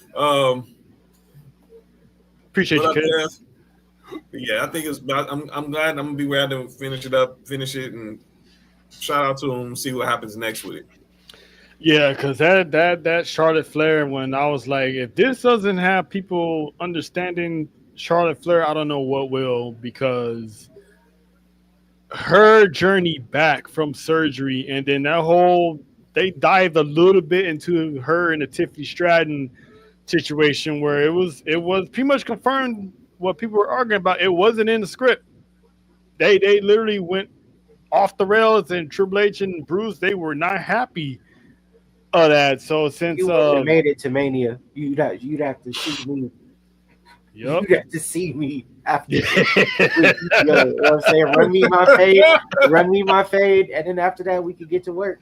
Oh man. Yeah, man. So Triple H is like, yeah, somebody tell her they ain't how we roll. You go apologize and make that shit work and get on the same page. And luckily they did, because Tiffany had a WrestleMania moment, and it could have easily went bad for her. She would have lost, and that would have been a whole thing of itself. But looking at it, she would have dug the whole grave. But the fact that they were cool after the match, they thanked each other, making sure they both of them were straight. So it was good. That show is dope as hell. So if you guys haven't seen it yet, highly recommend watching it. And don't be like Kizzy and complain about it, because it's pretty good. Last piece of news before we head to the nitty gritty. Travis Scott. Oh boy. Officially no longer doing anything business related towards WWE. WWE was like, you know what? We cool.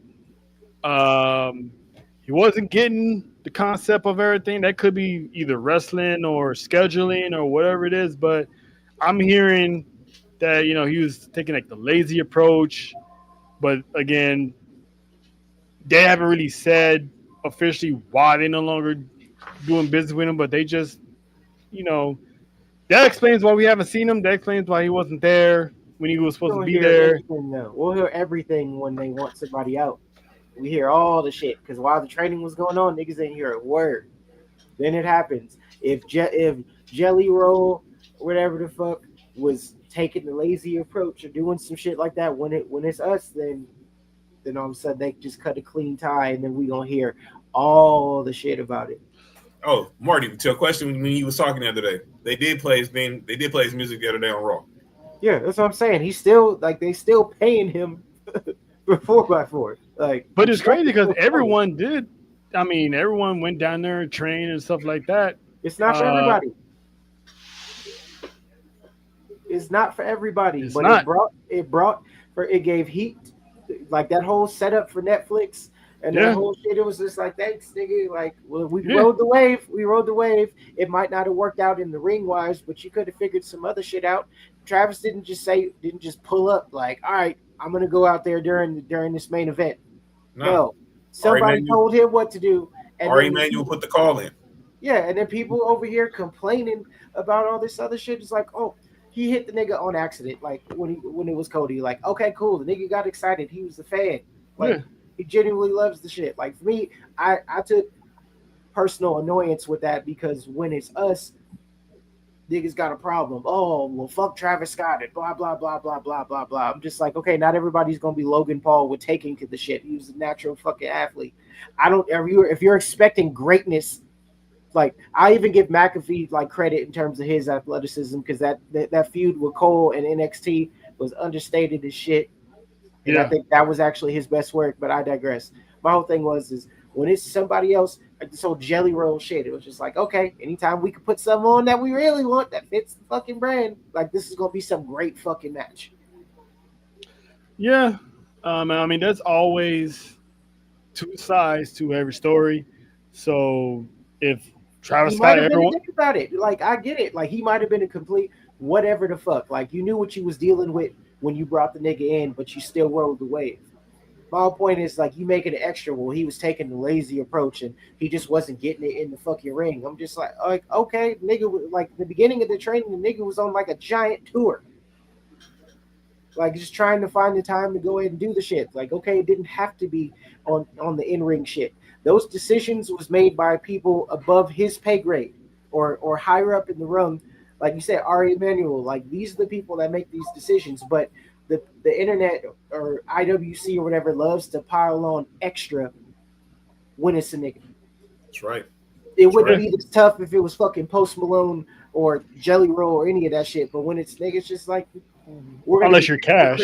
Oh yeah. Or we'll be extra critical on fucking McIntyre on Dickhead's fucking podcast talking, well, fuck that guy, blah blah blah. I'm like, it wasn't fuck that guy when he was helping bring money to the show, making the business better. I was at Mania just like y'all was. Them fucking Travis Scott WWE shirts. What did I tell you? Was sold. What did I tell you? You just talked about it last week. I was trying to get one, and it was sold the fuck out. So don't tell me that people didn't care. Nobody was fucking with it. Go back and watch any of those pops any other time when he pulled up. It was up. It didn't work out the way that they wanted it, or you're dealing with somebody who doesn't need it, who's already up there, who doesn't necessarily need it. Like anybody that's a fan of Travis, everybody knows nigga's a fan. The nigga was a legit fan. It just didn't work out, but we're gonna be extra critical. And y'all on the internet, and cause look at me, y'all on the internet that be getting extra with the fucking tweets and talking all that bullshit.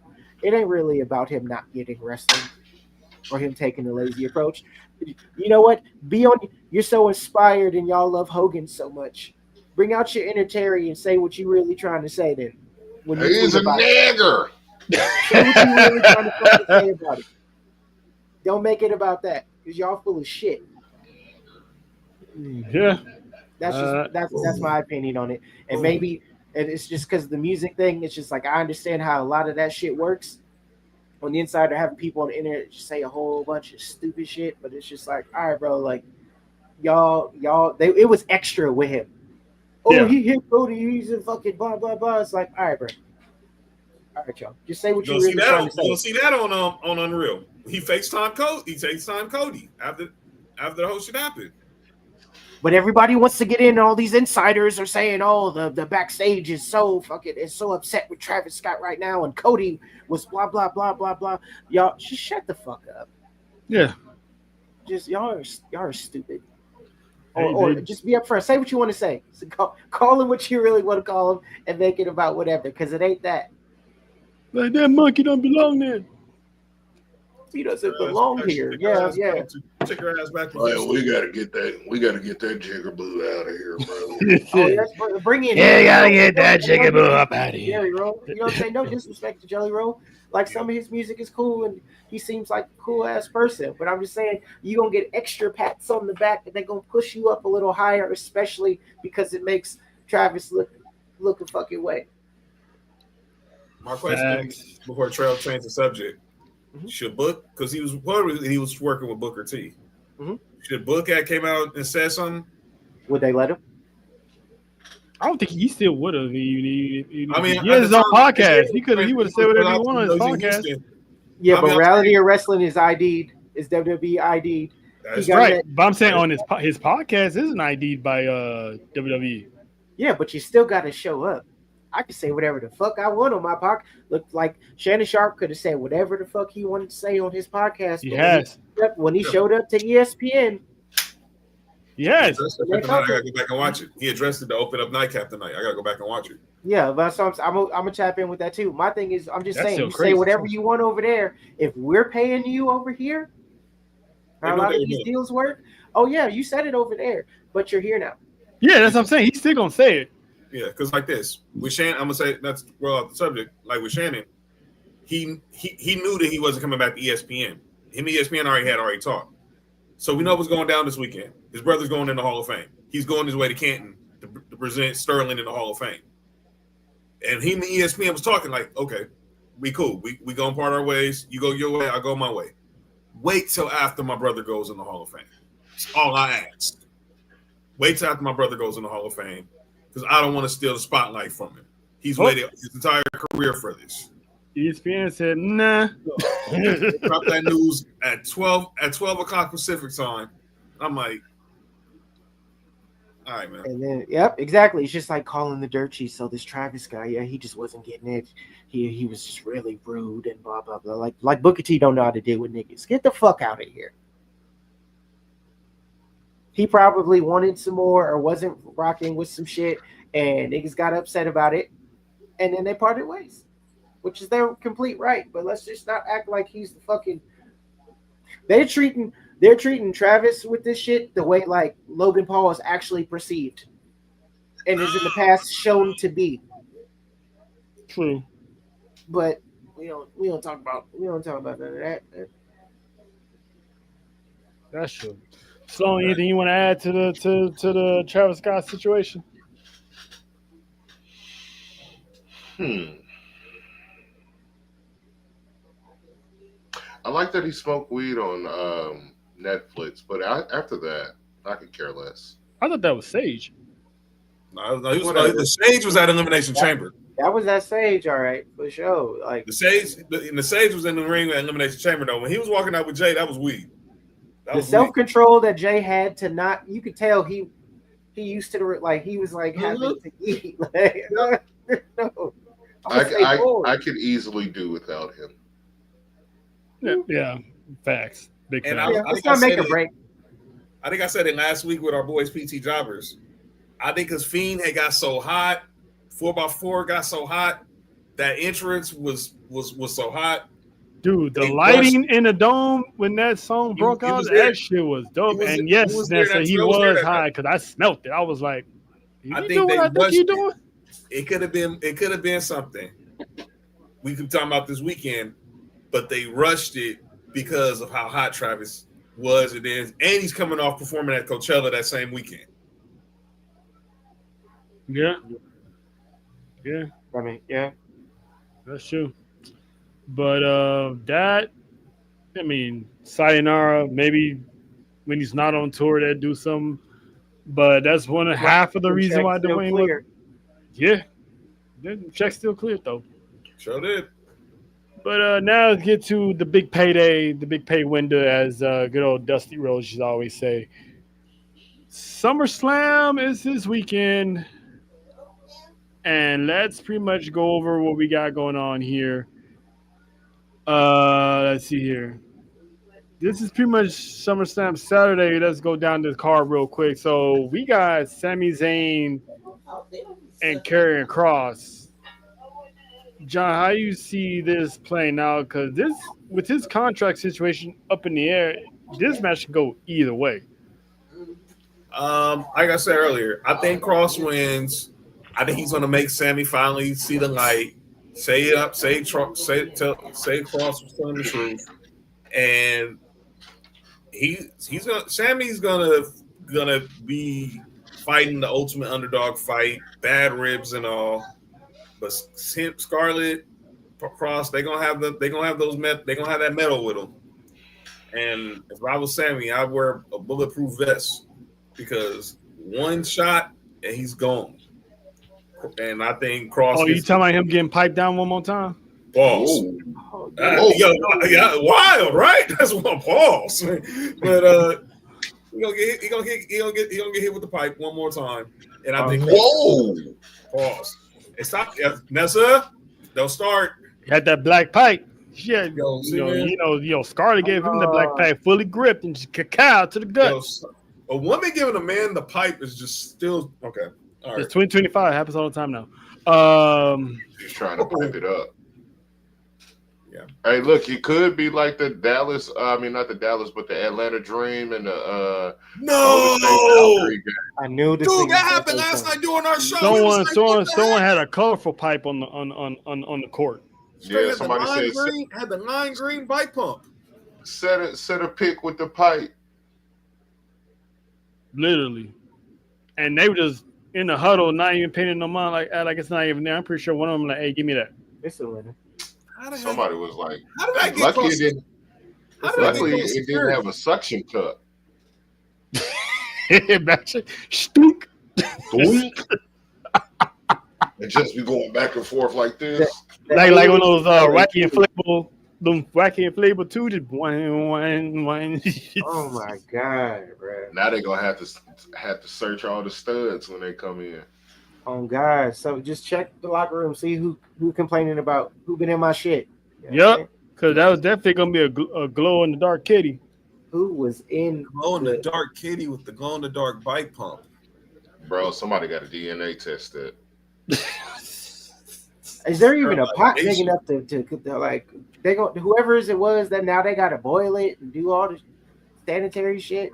Like that's just crazy. Put some sanitizer on there and wash it. Hopefully they put it in the washing machine. How's she supposed to get on the internet and tell people that hers is bigger than the actual male's if it's gone?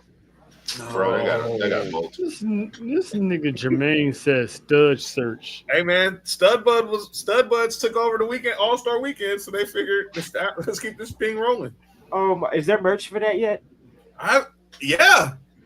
Saw the guy from Lip Gloss and Nighters. I seen there was some Stud Bud t-shirts circling around Twitter the other night. Hey, shoot the link. I just like support. We got to support. Hey, if y'all get any WNB, who doesn't have to be WNB, if y'all get any studs on the show for like the sports talk, I have one request. What's up?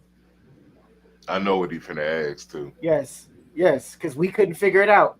I need you to ask them. Can studs wear makeup? Done. First of all, that's not how the nigga said it at the house. The nigga said, and I quote, "I've never seen a stud in the wild wear makeup." In the wild, because stud buds did not have on no makeup. Courtney Wimble and Natasha Heenan, they did not have on no makeup all weekend, all All-Star weekend. Do they even know how to glamour up? Bro, at the same time, we watching the flag championship. Oh yeah. And he say, "You see number 2, bro?" I say, "Yeah, I see number 2." He was like, "With the locks and the taper, bro, that's a little stud in training." I said, bro, I looked him dead in his face and said, "Bro, what time your flight leave?"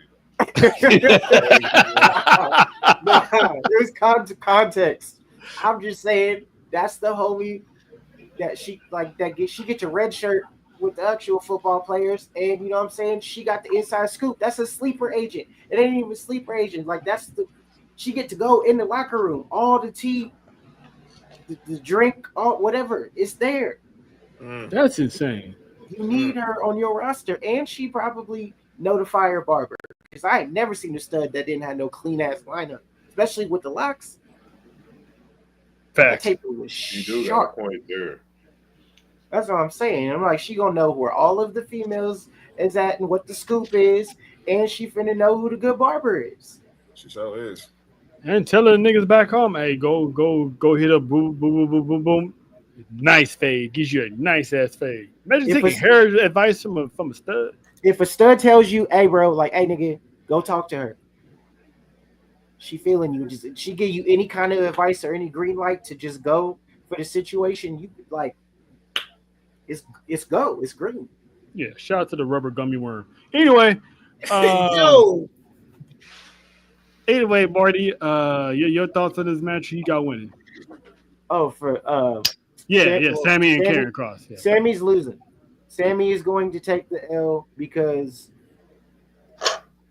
well, it'll get the internet more shit to say. Well, he was always going to sign because right now everybody's saying he going to be over here, go do this or blah. When he signs after he wins this match, now you can have Sammy be like, dude, you was right. And then that devil on your shoulder character that he's playing, like, you're giving credence to it. It makes Sammy more interesting and it gives Cross more, you know what I'm saying? More leeway to just be fucking dope, to go to a mid-card title and probably lose that too. Or him be the one to take it from Dom. I do want to see a follow-up from all those times we saw Dominic and Karen Cross having conversations in the back. Dominic making it look like that he's better than Judgment Day, or that he could leave, or when the shit pop off with Liv or whatever. And then Dom not believing it, and then Judgment Day kicking Dom out, and then Cross being able to say, I was right again. Yep. Like, He's like, I told you, kid. Or maybe Dominic strikes first. And then Cross is still right. So is. That's all I'm saying. Cross is winning. Yeah, she ain't gonna seek help. John, your thoughts on who you think is gonna win that match? I got Cross. I think he's a wrap. I think Cross does it. He gets the moment. Big stage. I think this is his moment. I mean, he doesn't mind losing. I agree. I think they added this match the last minute. I just got the feeling this should be Cross's night. That's true. Sloan, who you got? I got Cross. I ain't going into no like analysis of why I think y'all all covered it. Sammy up out of here. Time to turn heel. Run with Cross for a little bit. Win tag team championships. Let's get it busting. Let's go. Oh, so apparently Nessa believes she don't need help.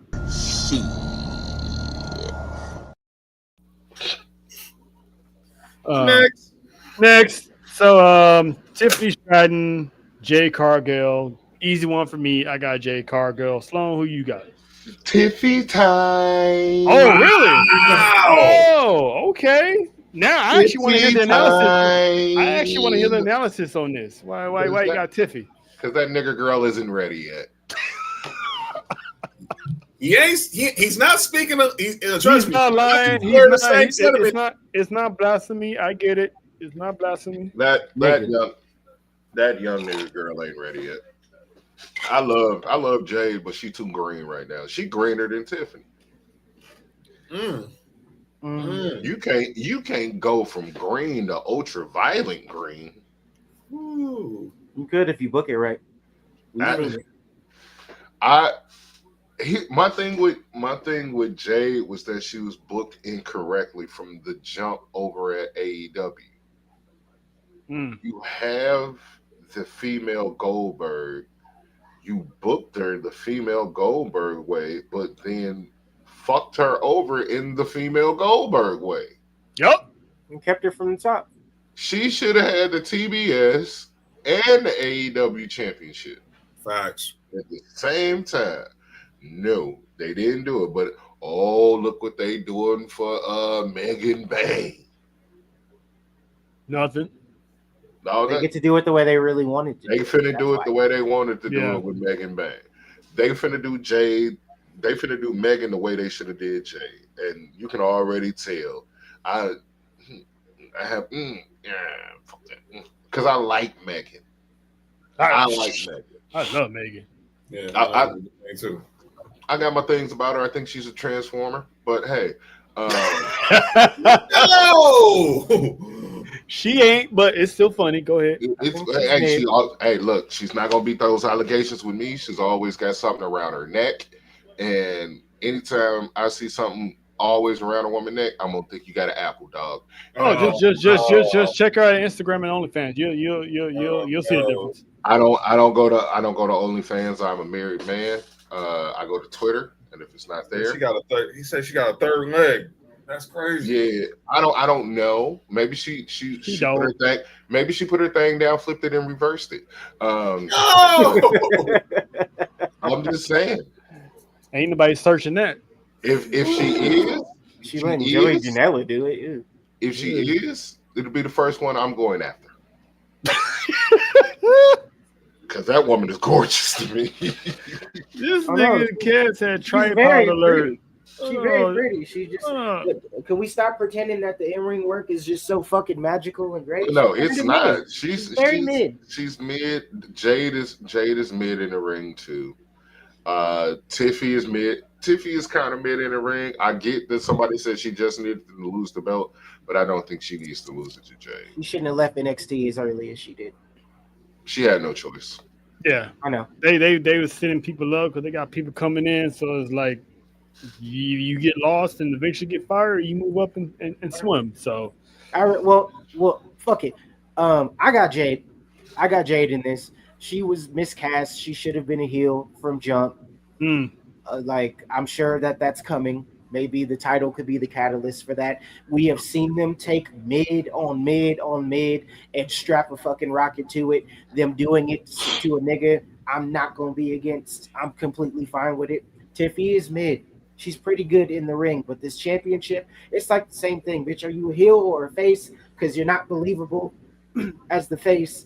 It's like an unpolished Charlotte. Because like Charlotte, depending on when she was face or when she was a heel, she's better at a heel than being a face. But the point is, she knows how to when it's time to switch to that side, she knows how to lock in and do it. Right. If he hasn't figured it out yet, her first reign is reminding me of like Alexa Bliss's first title reign or like Liv Morgan's first title reign, where it's just, it's blonde, white, throw it in there, yay! No, this ain't what we thought it was. It's not hitting. It's mid, and maybe her losing the title will give her some more character development. Maybe push her in that heel role, and then give that time to develop. Like it is what it is. Neither of them are going to get that time to develop. Or got that time to develop just because there was so much promise and the package, the display looked so fucking good that you just needed to be there. So I get it on the business end with that, but it's just like no, fucking everybody else got to try and have a first one and have a first title reign and have it be made and not have it work out. It's our turn now. Yeah, let Jay do it, and then you gotta just or solidify the queen of the ring. Exactly. Or else, what the fuck is the point? You won the Queen of the Ring. That the Queen of the Ring is like the Elimination Chamber-esque from like Money in the Bank. It's just like, okay, here's another way to go about it, and this validates you when you win something. The cash in or the exchange rate, like with the women's Money in the Bank, it's almost a damn guarantee.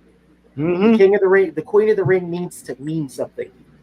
This is your way to do it, and let Jade sink or swim. It's just now she's getting a chance with the top title because over at the other place they wanted to keep her away from all they little golden girls, but they let a 12-year-old looking schoolgirl who weighs 16 pounds be champion, and we were supposed to believe that too. But that's neither here nor there. Shout out to Riho. Shout out to her too, but making her champion over fucking Jade was just crazy. It's crazy work, and now they're doing it with Megan because they got the action figure that they wanted because it looks a little bit more to what the description is. Yeah, I mean she's also doing what they chose not to do with Camille too. Oh yeah, and because Camille and they probably got rid of her because she was probably calling motherfuckers on their shit. Yeah, she's still in catering. Yeah, I'm saying that's wasted potential over there with her too. She'll be over in the E at some point in time when that's ready to go. When they over there in catering getting paid, you know what I'm saying, hundreds of thousands of millions of dollars. Good for them. All I'm saying is, if Jade has a run and it's mid or whatever, then whatever. She has her first run because everybody progressed. Alexa progressed, Liv progressed, Shit, Naya's first run was trash. Like all these people progressed as they got more opportunities and shots at the top. At least for me, I'm ready. It's our turn. I don't seen enough blondes win the championship, the good reign, mid reign, or whatever. Like it's our turn. Mm-hmm. John, who you got? I got Jade. I mean, now that Naomi's gone. I mean, what's the purpose? Y'all niggas voting with y'all color. No, I got Jade, and I think she look like everything Marty was saying. I mean, Nia. This is the second year that they had the Queen of the Ring. Obviously, be the winner gets a title shot at SummerSlam. Nia did it last year against Bayley. Let's have Jay do it this year against Tiffany Stratton. Tiffany Stratton had 200 days as champion. It's time. It's time's up. Time's up. And hopefully her next run should fulfill more potential on that run. Because obviously, like I said weeks ago, I think everybody's first run will always be hit or miss. Sometimes they're gonna hit it out the park. Sometimes they're not. And Tiffany didn't really hit it out the park. So this time, I think Jay gets her chance. But we'll see how long she can hold on and can she push the envelope as a champion, because I think eventually her sister in arms will be coming back real soon. Okay. Yeah. I find it funny how, Sloan kind of reminds me of Uncle Ruckus. He's like, you trying to be pro-black? Right, out here trying to be pro-black. Greatest champion, that makes that her and Bianca feud have a little more to it, don't it? Yeah, and I can actually see with Naomi out the way, because it looks like they're separating the big three, because I wanted them to have that triple threat match at Clash in Paris, but they had Naomi cash in on the World Heavyweight Championship, which is cool. All right, I get it, but we can still get Bianca and Jade in Paris for the WWE Championship. And we can get Jade as a heel. We're probably never going to find out who really done it unless they're really going to have us believe it really was Naomi and that was it. Because that story looks like it's long gone and done. Oh, no, they could always run it back at that Crown Jewel Championship. You could do it like this. Put the title on Jade for now into Paris, and then have Bianca take it off of her. And then that bitch turn heel. You got Bianca turn heel, and the whole time it was her and Jade playing. I mean, her and Naomi playing Jade. Yeah, and now we can get Naomi and Jade. Jade and Bianca. The second half of that big 3B, because she already got rid of Naomi. Now she got Bianca in her sight, so she kind of chased Bianca for a while, and see how that goes. So she could chase Bianca into Mania. Yup.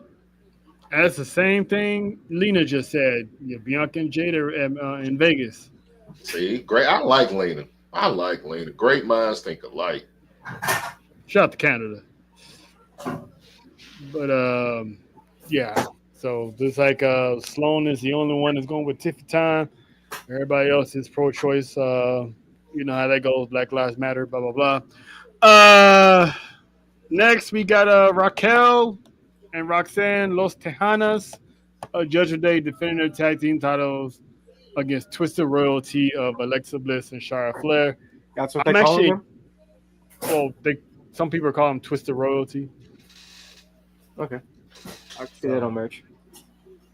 Shout out to Vanessa, run her check if they do call her that, because she's been saying that for the longest. That is Twisted Royalties.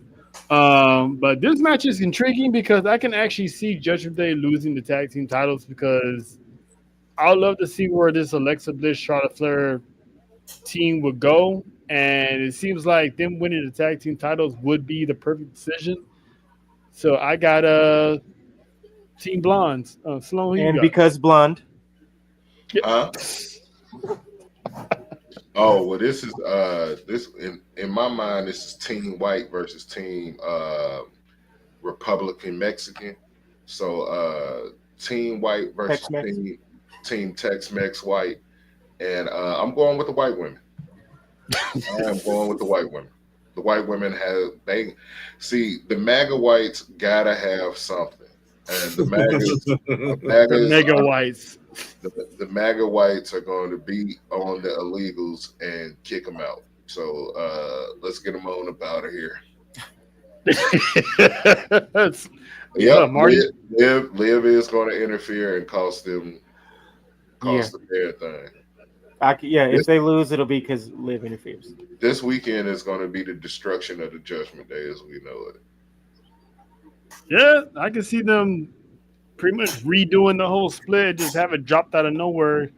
And that's what I do.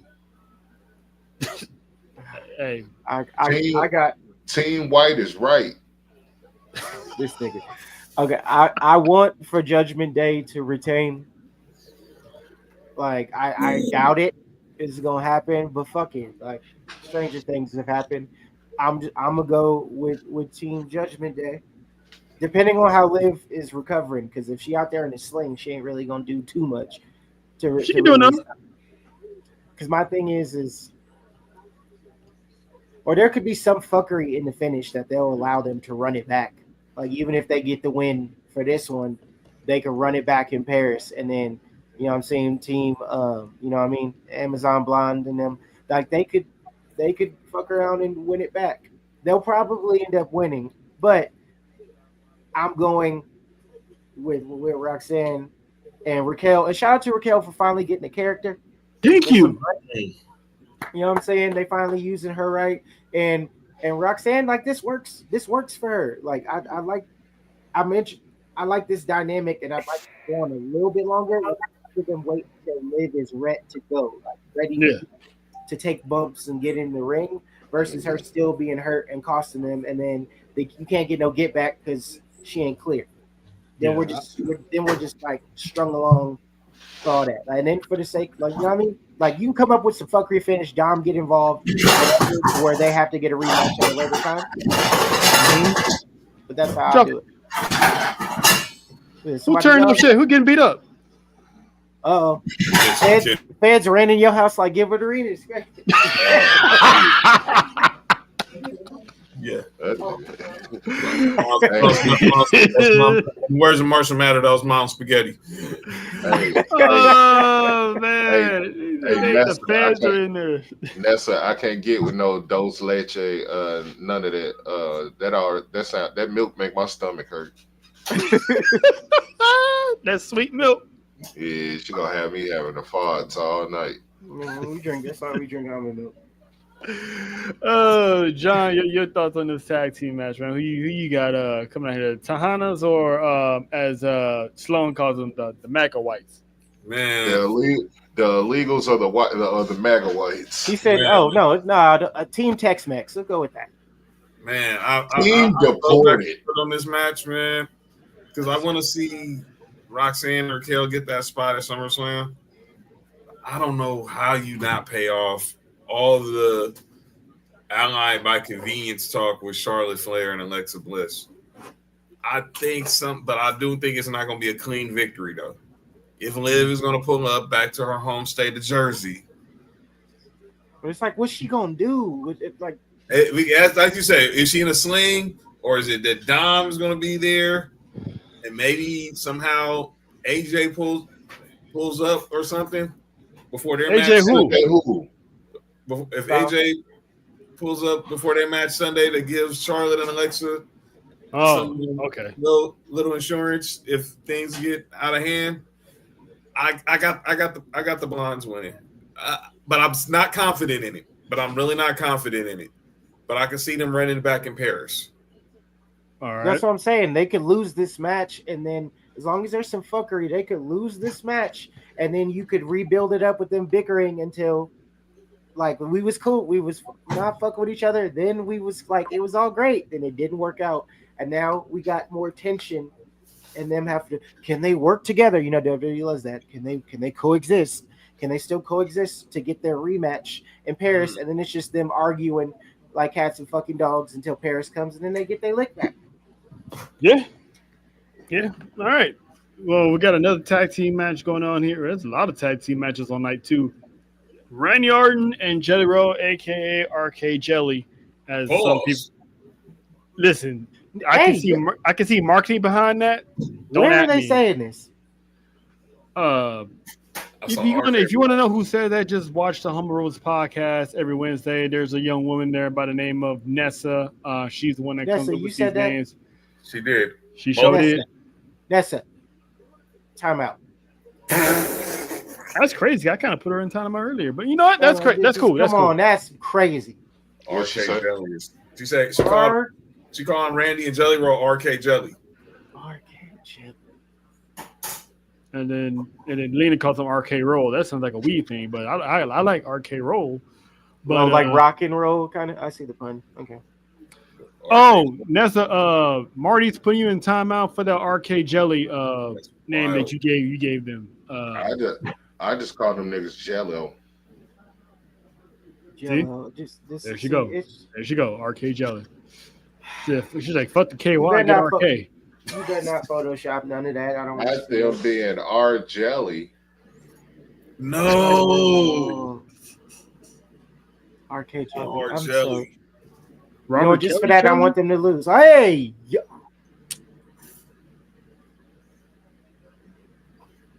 Oh, my bad. Anyway.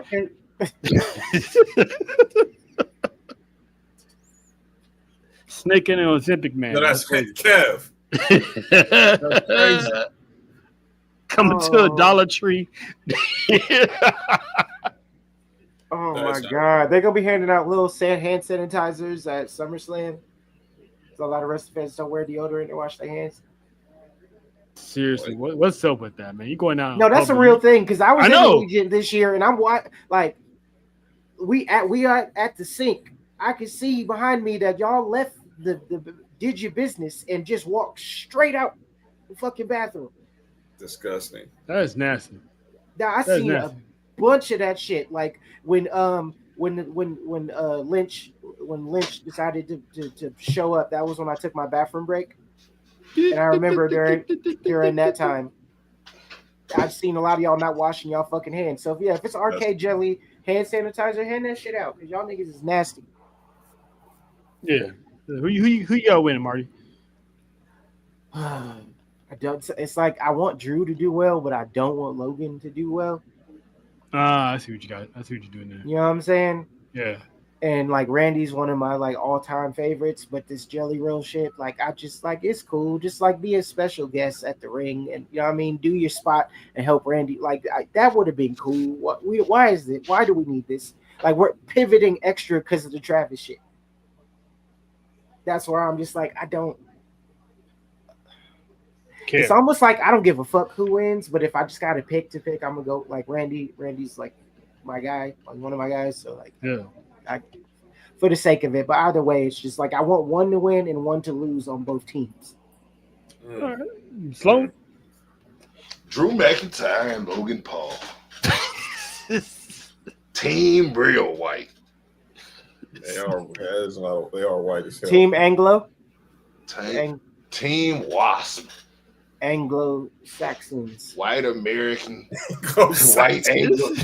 White Anglo-Saxon people. White Anglo-Saxons is a White Anglo-Saxon. Goddamn. Y'all don't even know. Hold on. Y'all don't even know. Wait a minute. Those two great white men right there playing with those other below Jelly Roll. He looked like an extra sketch on all those cartoons on his face. He gonna say that Randy looked Puerto Rican. Randy Orton, he looked Puerto Rican. And you got you a great white man and Logan Paul right there. That's a great white man. He brought himself up from his bootstraps. He didn't tie the shoes up straight. And I'm gonna tell you this right now, brother. He is a great American man from Central Ohio. He's going to say Central Arkansas like he was Scotty Pippen. I thought it was Scotty Pippen for a second. But he's a great white from Central Ohio. And then you got Drew McIntyre. He's from all the way over there. He wears a skirt. And he played with the bagpipes. I'm going with Drew McIntyre and Logan Paul. they ain't done me wrong. John. I don't know how do I follow that, but I You guess can't, nigga. You can't. I'm going Randy. I'm going Randy. I don't know how to follow that, man. How do I follow that? But I guess I'm going with Randy. I'm going with Randy and Joey just because. You can't, Cole. I'm a Drew guy. Like I said, I'm a Drew guy. So I hate seeing him with Logan. But I mean, let's just like Mark said, let's get this match. Let's not make this match long-winded. Let Jelly Roll do a couple of spots. Don't make Kevin Owens and Jacob Fatu look bad. And get in there, get your spot. Let Randy RKO both of them to back to Brick City, and then let's get the heck out of here. All right. Gunther and CM Punk. I'm going to go with upset. I'm going to go with CM Punk because I have a feeling there's going to be a cash-in involved, and CM Punk's going to win the championship, but he's going to walk out a loser. Marty? There has to be some sort of fuckery because my thing is when do you pay the Punk shit off? Mm-hmm. Like Punk's one of those people where he could just take repeated L's, and then when he gets, it's kind of like when Bryan Danielson used to take hella L's, and then when he got into a match that mattered, then he could win it. You know what I mean? Like some people could just take the L's. It's not gonna hurt Punk, but I don't know him beating Gunther, not having like a 16 to 24 month reign every time. I wouldn't be against that either because then it gives him something like there's some doubt in the character in a way, or it could just make him even more mad and he just crashed completely the fuck out. Mm-hmm. Especially with Punk talking all that shit. I would like for Punk to win. But if Gunther ends up winning, then you know what I'm saying? Like, I'm gonna pick Gunther, but like I would like Punk to win just because it'd be interesting to see how Gunther as a character has to pivot, and hopefully he just crashed the fuck out. All right, and then you could get the title win for Punk out the way. So then it's like, okay, we did it. Now he'll lose. Gunther could get the win right back. You know what I'm saying? Y'all can run that back at a later time. Figure out something. When Seth is good, you know what I mean? That could be the cash in. You know what I mean? yeah. Gunther gets a rematch against Punk, and right when he's about to take or is about to get the win, then it probably would have been what it would have been if Seth didn't get hurt. He'll cash in on Punk just to be a dick. Yeah. I mean, I can see that. John, who you got? I'm going with Punk, but I'm really trying to wonder. My heart is telling me this is how do you have this match if you're going to have a cash in? The lasting image you want to see of SummerSlam Saturday is Seth Rollins holding the World Heavyweight title. So that would mean to me you got to find a way to space out Roman and Jay versus Braun. So if this match is the main event, I'm opening up with Roman and Jay versus Braun and Braun. Because if there is going to be a cash in, they're going to need to get their juice back and go out there and just clean house on Uncle Phil. Yeah. But if it's not going to be a cash in, I'm opening up with this match, and I'm opening up with this one. And Punk gets the title. But Monday night in Brooklyn, watch your freaking back. Oh yeah. Has he had surgery yet? Do we even know what's going on with that? Or he's not yet. No, nothing yet because he's still. I mean, last everything's under wraps, like I said it should be. Like you said, only thing we know he was seen on crutches. He said on Rich Eisen's show he needs to have another MRI because it's still not a swelling. So we haven't heard anything. He's been MIA. But if we hear burning down in Jersey this weekend, MetLife Stadium is going to be cheering louder than when the Giants ever won a Super Bowl. We don't need to talk about that. Oh, my bad. Oh, damn. My bad, dog. You a Patriots fan? Yes, I totally forgot. My bad, dog. My bad. Marty's going to be on two-a-days on Tuesday. My bad. Wow, that dude's a Patriots fan? That is crazy.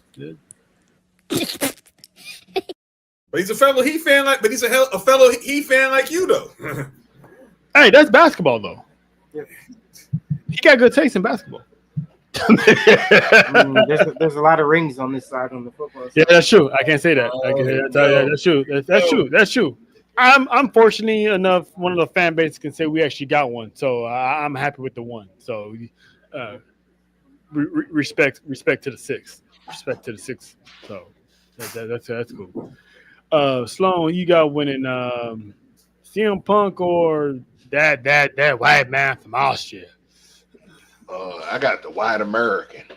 Which one? Oh, the actual white American. All right. The actual white American. I got Chicago made Punk. I'm a big CM Punk fan, being from Chicago.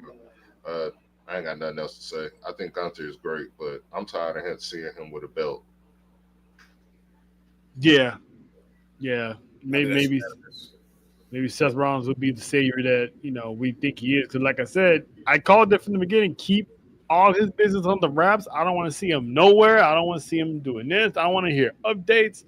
And so far, we haven't heard Jack since he hosted the Rich Eisen show a few weeks ago. Yeah, it's been quiet. Like not even the insiders are saying anything about it on the internet. I haven't seen anything. It's mute. It's clear mute. Which is an indication that he's on his way. Yeah, give me the actual white. All right. And then they probably might close the show with this, but I'm with John. The CM Punk Gunther most likely should be the main event. So this might be the co-main event or somewhere in the middle, but I doubt if Roman Reigns actually opens the show. I actually would be shocked. But I think they'll be in the lower card because they're trying to push Bronson Reed and, more importantly, Braun Breaker. So you gotta open. They have to open. Yeah, got to find some space. You gonna cash in is in the script. Yeah, and if they do open and there's a cash in attempt, that theory of Roman Reigns screwing over that cash in could still come into play. Never mind. I'm gonna just shut the fuck up and just let them open. Let them do what they're gonna do. So Bloodline versus Team Braun, and that's the name that CM Punk gave them, and that's the name it's gonna be. Team Braun versus the Bloodline. I'm gonna go with. Surprisingly, I'm gonna go with Team Braun because they need this win. Sloan, who you got? I'm literally going with everybody on the right. So the Browns. Let's just go with all the Browns. Let's go with everybody on the right hand side. He literally picked everybody on that right hand side. I did it on purpose too. Except Tiffany. Except for Tiffany. He went left for the blonde. Got you. Yeah. I love me a blonde. A natural blonde, brother. Look here, I got Drew and not Drew. I got the Browns. And they're gonna put both of them Samoan cousins on the shelf for a while. Yeah, that actually would be pretty good. You ain't gonna see Roman until after SummerSlam. After Survivor Series. He probably be there for Survivor Series. That'll be the next time you see that nigga after this weekend. I believe it because I think that's what happened the last time. John, who you picking? I'm going with OTC and main event and the Yeet Man. T Sports for you wrestling. I see you. I see what you right. did there. You know what it is. I'm going with the brand. I'm going with the Usos. I don't know what colorways Roman gonna have on at SummerSlam, but you know what they said in when the Majestic saying get rich or die trying. They took the kid took his chain. They take your chain, take your balls. Took your shoes, man. He took your shoes. Yeah, he don't have to get his chain or something. Were those even out yet? Yeah, they might not. Or they might. I don't think so. I just saw a picture of them. I think they come out Saturday. Oh, unreleased? Yep. No. No, you gotta go get them joints back, kid. You gotta go get them. Nah. I think they dropped Saturday. Yeah, go get them. Go get them joints back ASAP. Okay. I've never seen Roman Reigns get emasculated on live television. That had me dying. That was worse than the Shield breakup.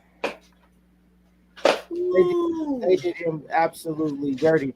But not all biases aside, man. Fuck all that. Well, all biases. No, you already know what it is. The Bronze could take this L because they don't have their leader. They can sit there and bicker because White Braun think that he running shit when really, like, if I was the other Braun, I'd have been like, bruh. That's why he took the shoes, because he was like, oh, this motherfucker think he running shit like he's the leader. No, I took the shoes, bruh. They're talking about me on the internet. they could take. Nobody's talking about the spear. We're talking about the shoes getting took by the other Braun. The Braun that's a better wrestler, by the way. The Braun of color. The Braun that's also a better promo. Braun of natural color. Indeed. Tsunami in the bank. Indeed. You know what I'm saying? The Five Samurai, real one. But what I'm saying is yeah, they can lose, and then they can bicker amongst each other, and then Paul has to go ahead and stop it. And then when Seth comes back, he could be like, see, y'all thought y'all had it. This is why I'm the president and y'all ain't there yet. They could take this fucking L. Because then Roman just came back because dude got hurt. Bro, we gonna lose him again? He lost that Mania. He ain't losing at SummerSlam to me. Facts. I feel the same way. Tribal Chief, Tribal Yeet getting this, bro. I'm not mad at that. I'm not mad at bias. 5 Samurai away. I'm not mad at that at all. At all. So yeah, I mean, Bloodline got it. You get Sloan. He went to the right side, so he's gonna go with the Brawns, and I got Team Braun. Marty and John, they got the Bloodline. So we'll see how especially if there ain't no Braun merch. Like I need the merch. I believe it more if there's some merch. Yeah, that's gonna be some fire merch though. If they Braun, like Deuce Browns. I ain't got no LeBrons over here. All I got is some Lucas by me right now. They ain't somewhere. They're somewhere in that closet with like 87,000 pairs in it. Hey, bro. Shout out to Skinny Luca. That dude's gonna be a menace to start doing defense. But SummerSlam Sunday. Outside of Roman Reigns, like Sunday has like the more interesting card in my opinion.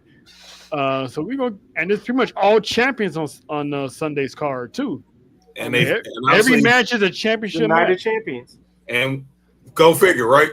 And they added one more championship match to Sunday, which we found out Friday. Yep. And do I still have that somewhere? Yeah. Let's talk about that for a sec. And that is the return of the TLC at SummerSlam, because pretty much they're making it up for us for not having a TLC match at WrestleMania.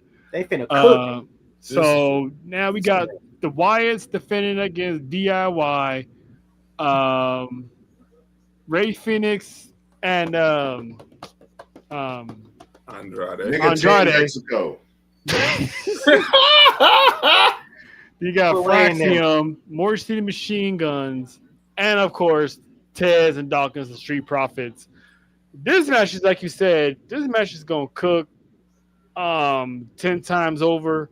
I'm looking forward for this match. I actually gonna have the Wyatts retaining. They just won this match, so it wouldn't make sense for them to lose the titles. They just won the titles not too long ago. I can see anyone winning this, but I'm gonna go with the Wyatts. Sloan, who you picking in this match, man? Give me Team Mexico. I'm down with the Taco Burrito Kings. Yeah, we gonna go with them because they the only ones that ain't won a belt in the company. Everybody else that had the belts. But yeah, Team Mexico. I'm going with Team Mexico for real. I want to go with Team Nigga, but Team Nigga they gotta go on. They finna go on a heel streak anyway. So when Bianca turn, Team Nigga gonna turn. But for right now, yeah, tacos and burritos, please. Team Mexico. That shit is hilarious. Ice can't fuck with them. That is hilarious. We got Kev going with Team African American. John, who you picking? Which team you picking?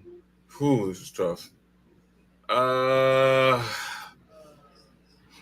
I think I don't know why I think Fraxion's gonna cook in this match, especially Nathan Fraser in the ladder match, and so the Guns. But I think I'm going with the Wyatts. But I had a theory last week. If they was putting the Street Profits on SummerSlam, the split is happening. I don't think it's going to happen now during this match because I think that's just too much. But that Friday night after SmackDown after SummerSlam, it wouldn't shock me one bit. They finally started to do right by them now. If they finally pulled the trigger and Tess said, you know what, I'm done. But all this time they was talking about we need to change. They should have pulled the trigger then. Now when they finally, win the tag team titles, they got a whole new edge. I went Marty, like now they want to do it. You missed the boat. You missed the boat on that. They missed the boat on that. And then because my thing is too, if they remove them, that's one less tag team that the SmackDown division has, and that's one of your top tier and most entertaining tag teams. Just for the sake of like stretching that shit out and being able to cook till Mania, like Luke, I can see the Profits getting it back. I can see them getting it back. It's splitting them up right now, like right now though. Okay, Joey Swole. Make sure that matches, and they gotta make sure that matches is at nighttime because I'm like this. When I think about when Bray Wyatt took on the Undertaker at 31, I was there. It was seeing some of the Fireflies during the day. I was there, and we were all upset, but I mean, we still had the phones out. Yeah, daytime or like with stick. Yeah, it was. It was dusk. I mean, it's like 5:00 in the afternoon in Frisco that day. I mean, come on, man. I mean, it was foggy, but like it got foggy, but it just didn't hit. It didn't hit the same. You need all them cameras flashing when somebody jumps off and does something crazy. Like I remember the Money in the Bank matches at Mania. They would always be like later on in the card. Like my thing is like this could be the. It either has if it doesn't open, it needs to be in the middle of the show because you need like it could be the co-main event. Because obviously the tag card starts at 6. Well, close to the co-main event, maybe like third match from the end. It's got to be set between the first and third match if it's going to do that, depending on how they go in the show. To be honest, I can see them opening the show with it. That'll be fire. I mean, all the matches are championship matches. I can see them opening. Don't open it with it. Put it somewhere. I need to see. You got to have the Wyatts. Got to give the Wyatts that entrance and that entrance. But they can lose the titles. The Wyatts can lose and be okay. Because you know what I mean. It's like when Bray was champion. It was just like the gimmick does not meet the belt. It's icing on the cake, but it don't make it hit any different. Yeah, that's true. So next item up for bids here, we got the Intercontinental Championship match. Dirty Dominic Mysterio defending against AJ Styles. Build up to this has been hilarious because AJ Styles dressed up as a janitor, dressed up as a medic. I mean, the man's been stalking Dominic Mysterio as a valet person, and he even prayed to God for him to be cleared, and Dominic was trying to pray back like don't listen, and AJ's like don't listen to him. Thank you. So I'm looking forward to this match. I'm gonna pick AJ because I got AJ winning, but I would not be surprised if Dom adds AJ Styles to his title defense because that actually would be a big win for Dominic, especially heading to Mexico. He might head to Mexico with some momentum that might carry him into being a double champion. And, man, if that happens, the IWC would never be the same again. Dirty dump.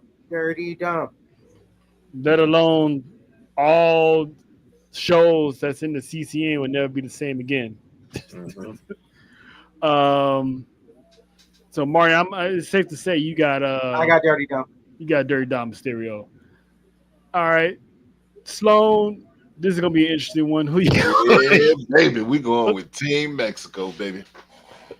We staying with Team Mexico, baby. Yeah, Dominic Mysterio. Yeah, we got to get Alan James. You got to go, brother. You got to go. We going with Dominic. Bro, you just called this dude a thought last week. Now you going? Now you picking him? You know what he said?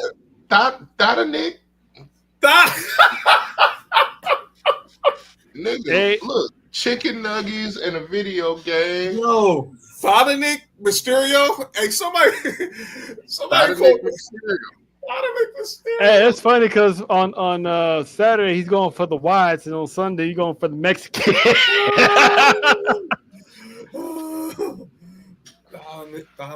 Dominic Mysterio. That's funny. Oh man. I got Dom too. I'm going with the mustache and the mullet, baby. All right. He's so proud. And he's so he need a t-shirt that says mustache, mullets, and muffs.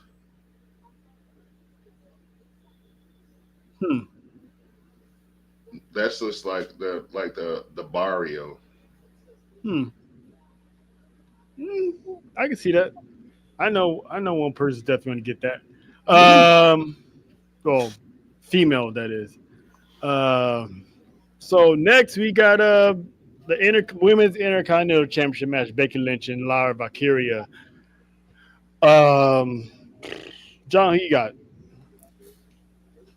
I think Lyra's gonna have a big night, but just for the sake of this show, because I know what's gonna drive content, I'm picking Becky for all the wrong reasons. Just so I can hear Marty say something bad. Just so I can hear Marty hate on her. I just want to pick Becky. But I think pretty much John's team. Dollar make a work. Party till I die. With my chin up high. Fuck 'em up, fuck 'em back. Yep. And let me be clear. I think Lyra's going to put on a good match. I think somehow Bayley does get involved. She did get involved somehow. But I got Becky winning the title. And then Lyra officially has to move on from challenging as long as she's a champ. But they're going to beat the Irish hell out of each other. So I like what Lena's saying. Bailey's going to turn heel and screw Lyra over. I can actually see that. I can actually see that. So Sloan, which white Irish woman you going with today? Neither. I'll be going to the bathroom during this match. So say some nigga shit. What I mean? Well, no, I asked Sloan who you picking. He said you going to the bathroom. I refuse to pick that Wang bitch. Give me 2 wings. That bitch is boring, bro. She cute. She came through with the little hair this week, and then she did the little her Becky Buster shoes. Yeah, she did the little nigga monkey shuffle with the little spin and the electric line dance. I was like, okay, shorty, but you still boring as like paint drying. So it is the most personality she's shown like ever. Yeah, yes. I'm gonna go drop me a deuce when that one's on. It's a Becky match, so I'll probably go and make some food because Bayley should have been in this fucking match. Y'all doing her continuously dirty to put this boring ass bird lady with nice shoes in. No, it's the same thing. When Becky came out at Mania, I went to go use the bathroom. When she comes out for this, I'll go use the bathroom. Shout out to Bird Lady, who will have to carry her through a match because that is literally what everybody has to do. And then Becky will still probably win. Because I'm the man. Because I'm the man. These guys are retarded, man. This is funny. I love this. So pretty much this is going to be the Samoan Penitentiary match as for the Bloodline Championship. Solo defense against Jacob Fatu. Man, this match is gonna be nasty. This is gonna be like them playing at the sandbox, drawing up probably. I'm going with Fatu. I'm going with the convict. Sloan, who you got? This in the cage, right? Mm-hmm. Yep. Well, you better go with the nigga that's been in the cage before. Exactly. Gotta go with the nigga that's been locked up. I'm going with Solo. The Bay Area ex-con, Jacob, and Marty's going with Solo. He from the Bay too. He from Sacramento. It's close enough. It's not. It's Bay adjacent. Bay They're our cousins. That's what we say about Palm. That's what we say about Palmdale and Lancaster. It's like they are cousins. It's not like once you get to Fairfield, it's not Bay Area. Like, yeah. No offense to my John, you got it. I really want to go with Jacob, man, but I don't think he need the belt anymore, man. We know he got next. I'm with Marty. I think I'm going with Solo because I just think the MFT is gonna make sure that he walks out that title. I think it was something tells me there's a missing Tongan that's gonna be lurking around Brick City that weekend. Yeah. Oh God! What time lurking around Brick City that weekend. I mean, hopefully Jimmy doesn't come alone. I mean, hopefully he brings a certain ooze from straight out of Houston. He's definitely. Well, I don't know if you also saw Rikishi canceled his appearance at WrestleCon that weekend. I think it was him and Haku was both had meet and greets. I know Rikishi did for sure, but it was somebody else in the family. I think canceled their appearances at WrestleCon in Jersey this weekend. Okay, It's gonna be a whole bunch of shit going on this weekend. I'm all for it. By all means, you know what happens when they start canceling their appearances. Yeah, about to go down. Somebody could be pulling up. I think it was him and Haku. I think both canceled. I mean, it may be just. With that being said, I'd be surprised if what's his name? What's the little boy name from Houston? Zilla. I'd be surprised if Zilla dropped. I mean, he was already at Slammiversary last week. Yeah, probably be at not in the crowd, maybe. I feel like he might keep the fourth rope belt. Well, shit, he can keep all the belts. Yeah. Fourth rope technically got a partnership with TNA, which has a partnership with WWE, and then whatchamacallit, Reality of Wrestling is a WWE ID program, so he ain't got to lose his belts, I guess. No, I really don't, technically.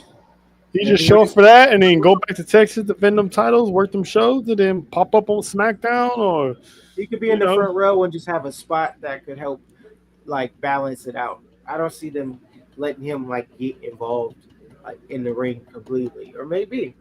I mean, introduce him some type of way. I am all for it. But yeah, next one, which probably might be the co-main event, but I can also see them starting this off too, like they did at Mania, and that is the triple threat match for the Women's World Heavyweight Championship. Io Sky, Rhea Ripley against, instead of Bianca this time, they're going with the other black chick from the Big Three, and that is the current World Heavyweight Champion, Miss Caution herself, Naomi. I got Naomi winning this, hands down. That's not even being pro-choice. It's just she's on a run right now, so I can see her either beat Rhea or Io, and then Rhea and Io can air out their grievances and have Rhea finally go heel. That's how I see it. Marty, who you got winning this match? Oh, so them committing to Rhea being the whiny, entitled heel that she was the whole build-up to WrestleMania, but niggas was booing Bianca and not showing respect to Io because y'all can get in the crowd and do this. Y'all wasn't about that. Y'all wasn't about that when she was fighting Bayley. Y'all wasn't about that, but I digress. Yeah, I mean, just at this point, I feel like the whole face thing, the mommy shit, that's run its course. It's like the man. It just went from man to mommy. It's run its course. Like, it was the thing. It's up. It's still over, but like it's like, man. Like, Rhea's at her best when she's a heel, to me. Yeah. And it's like, all right, cool, because we seen it. She was like whining and crying at the ringside when she lost the match, like right before, and then it was just like, oh, well, that happened. We're gonna completely throw that into the fucking rug. And it's like Io is finally getting the appreciation that she's always deserved. She can fight the uphill babyface battle to eventually get a title back at a different point in time. Right now, Naomi, you know what I'm saying? How did the fish grease right now? Like let's let this shit run. Not only did you justify the do right by Naomi hashtags and all the other shit, she went to the other place, came back, and then y'all put her right back to where she was to then help her pivot into this character that's just cooking right now. It's up. This is some of her best work. She's fucking hilarious. She's carrying this feud with all the charisma than any of that. She's carrying this feud. Let her keep the title a little bit longer. If you're gonna take it off her, let her hold the shit till Mania, because that caution entrance at Mania with the belt.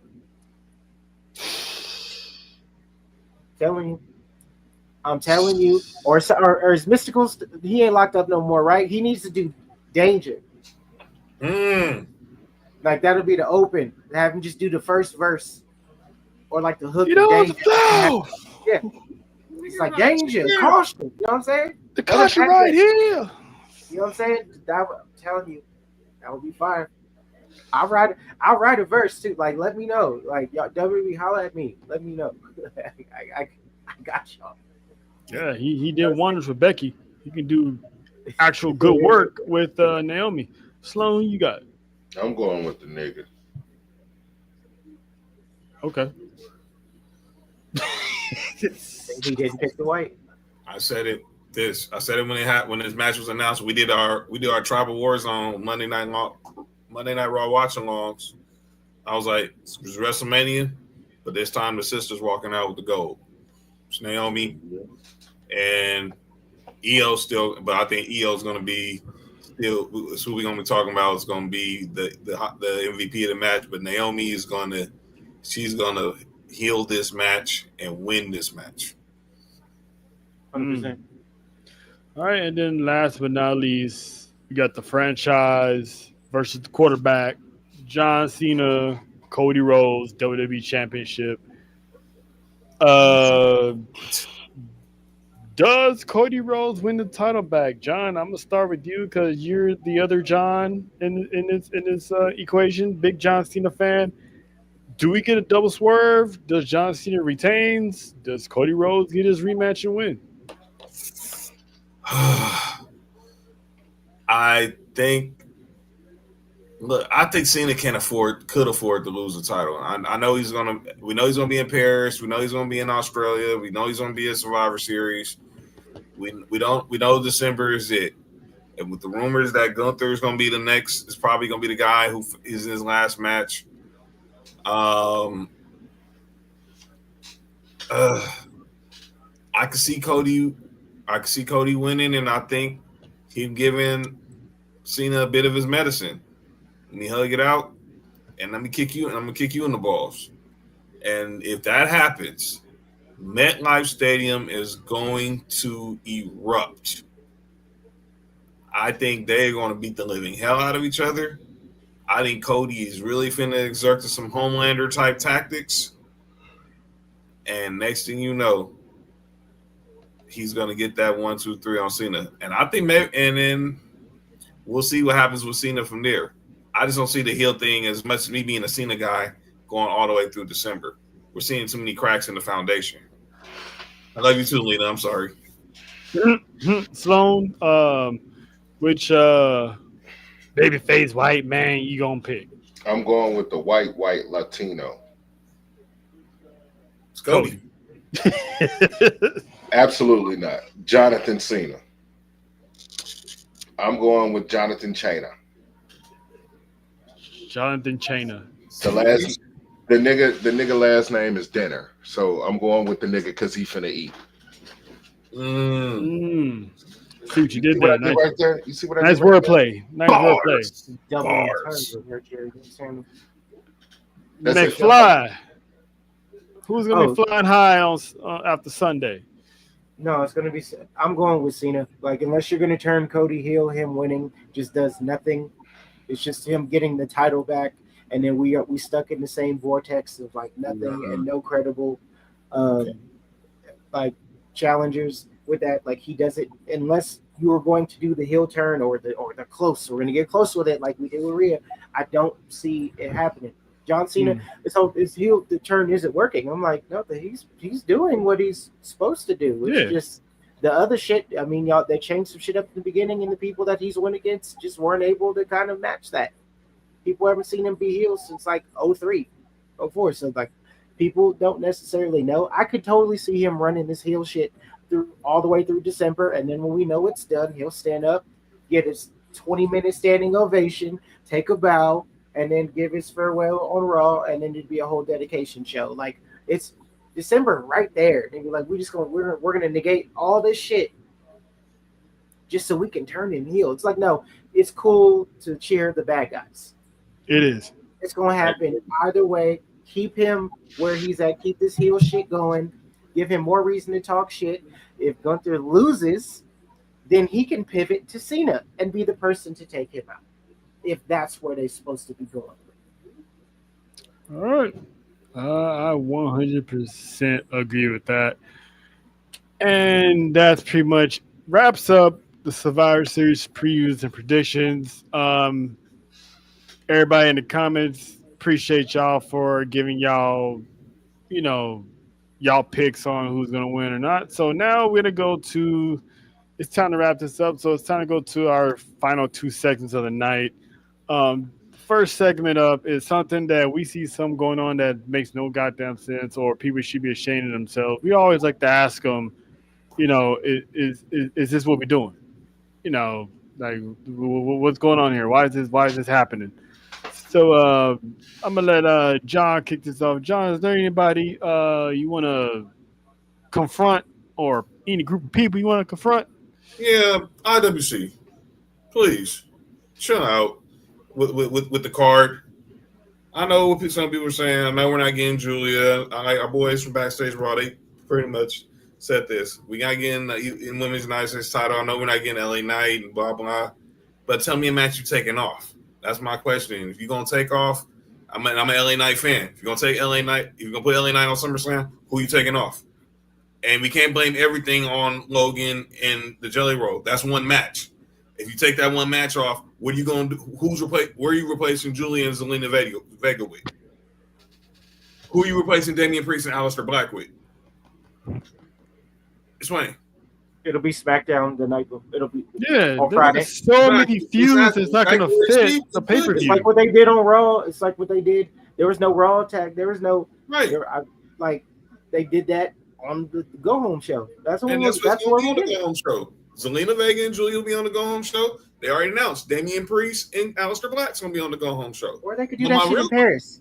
Yeah, exactly. We got 3 weeks until we get to Paris. This is what we're doing is the Michael Rappaport. Oh. So Michael Rappaport went on his pod and he was calling out people who were going at Hulk Hogan, who were going at Hulk Hogan after his death. So you can't be talking about the Hulkster like that, blah blah blah. Tell him why. Because apparently Michael Rappaport thinks Hulk Hogan didn't do anything wrong in society. He also said he apologized and he didn't care what he said. Michael Rappaport did not know that Hulk Hogan had these racial remarks literally 10 years ago to the day he died. Karma's a bitch. Huh? 10 years to the day that tape came out of him dropping the N-bomb. But Michael Rappaport said he never knew that. You gotta be kidding me, man. That's a rollout on your way out. It's crazy. Come on. What are we doing? Get out of here, Michael Rappaport. Look, I already know he's a known hater. I mean, he'll go out he was going out his way to do the Skip Bayless thing with LeBron. I mean, get out of my face. Get out of my face, Rennie. So, anybody want to call out?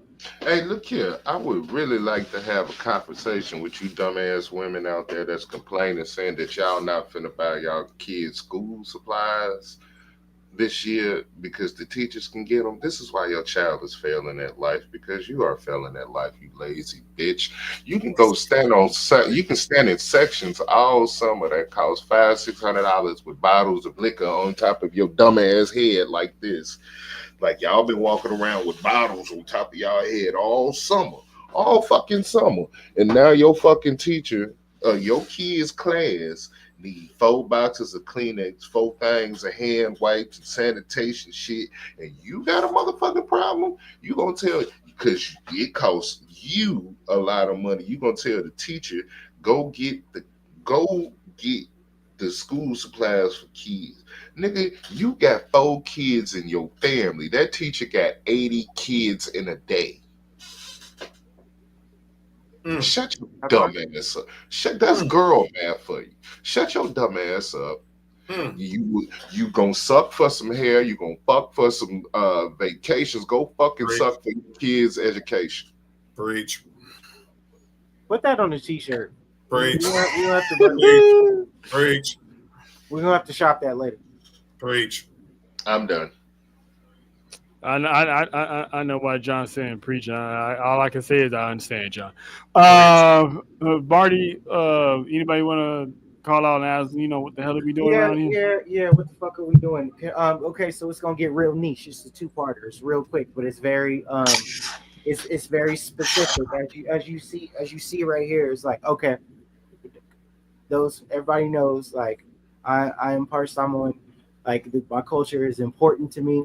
There's 2 things. As wrestling fans, like, I get it, y'all. I get it, and I get that y'all are fans. I just need, for wherever y'all are getting your ulafalas from, wherever you like, and I hope it ain't Etsy. I hope it, what I'm saying, wherever you're getting them from, I need you to ask these people what that means.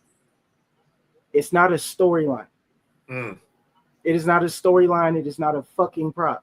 Remember when Cody put his on, and then they had to check him and let him know you ain't never seen him near one since. It's not a prop. I get that you're a fan, you know what I'm saying, of the chosen one, you know what I'm saying, of the tribal chief, but just please to Polynesian people, like it's not a prop. That means something. To be a chief, to like what the responsibility, the honor that is, and I'm speaking to somebody who has one and is given that responsibility myself.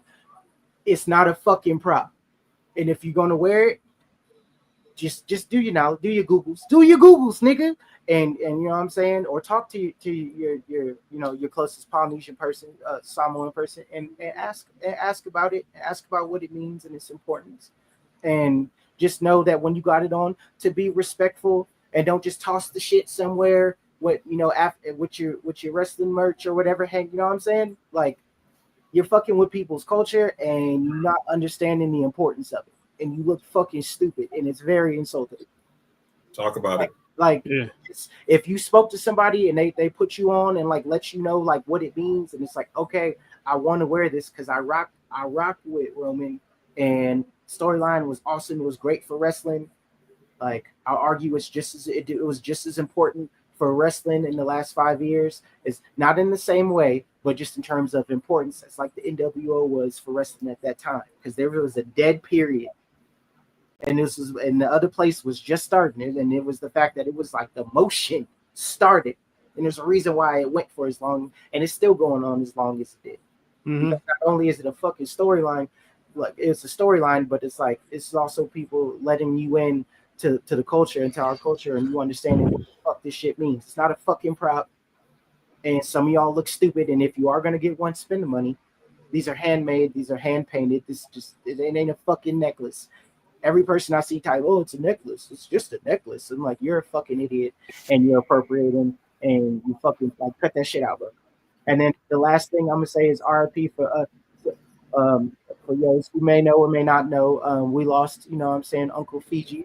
Fiji was amazing island reggae artist. He was like our Charlie Wilson, but like also our Michael Jackson. Like, you know what I mean? Like, yeah. Like, it's a big fucking deal. And that there's some people on here talking about like, who's the next up that's going to pass the torch and be the next Fiji? Nigga, nobody. Uncle's gone. Nobody. And that's okay.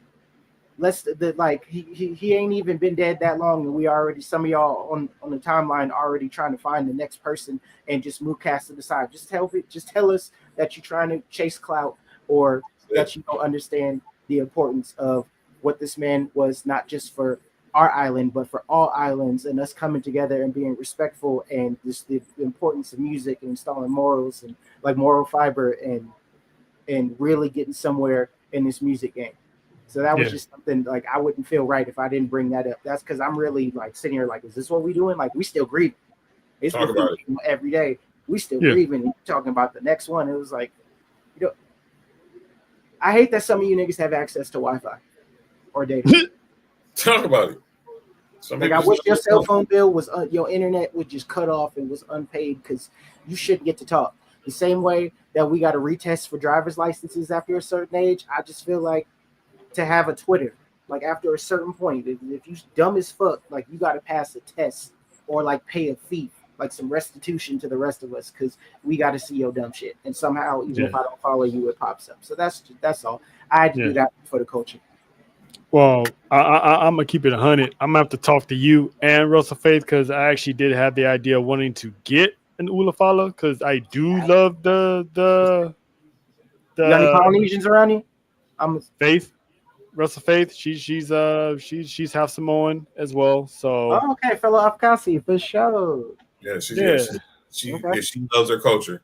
And then the members of the CC and the Alex Dynasty, they study and follow the Samoan heritage to a T. They learn about it and respect it. That's all we ask. It's not a necklace. It's not a toy. And if you're gonna have that on, like show the respect, because it's like, if you got one and it's a real one that was handmade, that was hand painted, that means something. That's responsibility. Mm-hmm. Like, that's a big fucking deal. So it's like, if just talk to your local Samoan, and you know what I'm saying, just learn about it. As long as you respect the culture and you show love, like, that's what we do around here. We always show love to cultures. 100%. You know the ones I'm talking about. Yeah. Y'all was in Vegas. You know what I'm talking about. Everybody was saying that it was. Oh, let me just say I'm rocking the Ulafala because I'm a sort of boy. No, you gotta know, do your homework. Yeah. Like, I mean, you've been to LA. You know, you've been in the music game. You know what goes on in these streets 100%. In LA. 100%. I got folks incarcerated in the IE. Like, I know exactly. You know what it is. You can't wear. People see, because they see. Oh, you got the blue rag. You got to wear that. They think it's cool. No, it's not. It's not. Yeah. You better do your homework. No, I've been a fan of the dynasty of the culture since I was a child. To be honest with you, you already know what it is. You already know what it is. Yeah. You understand. You know who I'm talking about. Right. Mm-hmm. The idiots. What are you talking about? The 95% of the fan base out there who thinks it's just, it's just like you said, it's like a necklace. But I know what I know what the Ulafala stands for, because if someone gives it to you, that means you're accepted. You're accepted to them. That moment with Roman and his pops and his uncle at Hell in a Cell, I felt that. You are head of the family. You were like not no storyline. You were the literally you're the guy. That's possibly saying, like, you know how many of us be in a family? Like, it's a big deal. That's responsibility. Is like it's. And that's like Pops was telling Roman that day. You know what? My time is up. So any day. But now I know the family's in good hands. If I was to go tomorrow, I know the family's in good hands with you. You see how everybody eating?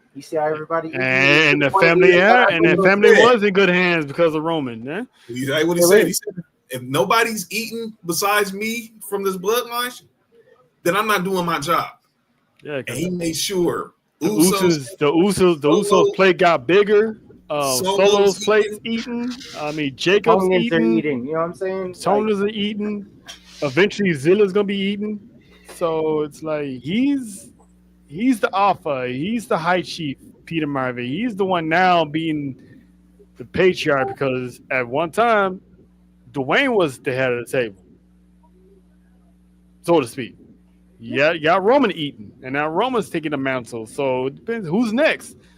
in line to be the future head of that. No, it's not a prop. That's all I'm asking. Yeah. Just know that it's not a prop and respect You know, it, because the way that some of y'all activate and the way some of y'all move, it's like that will get you fucked up in real life.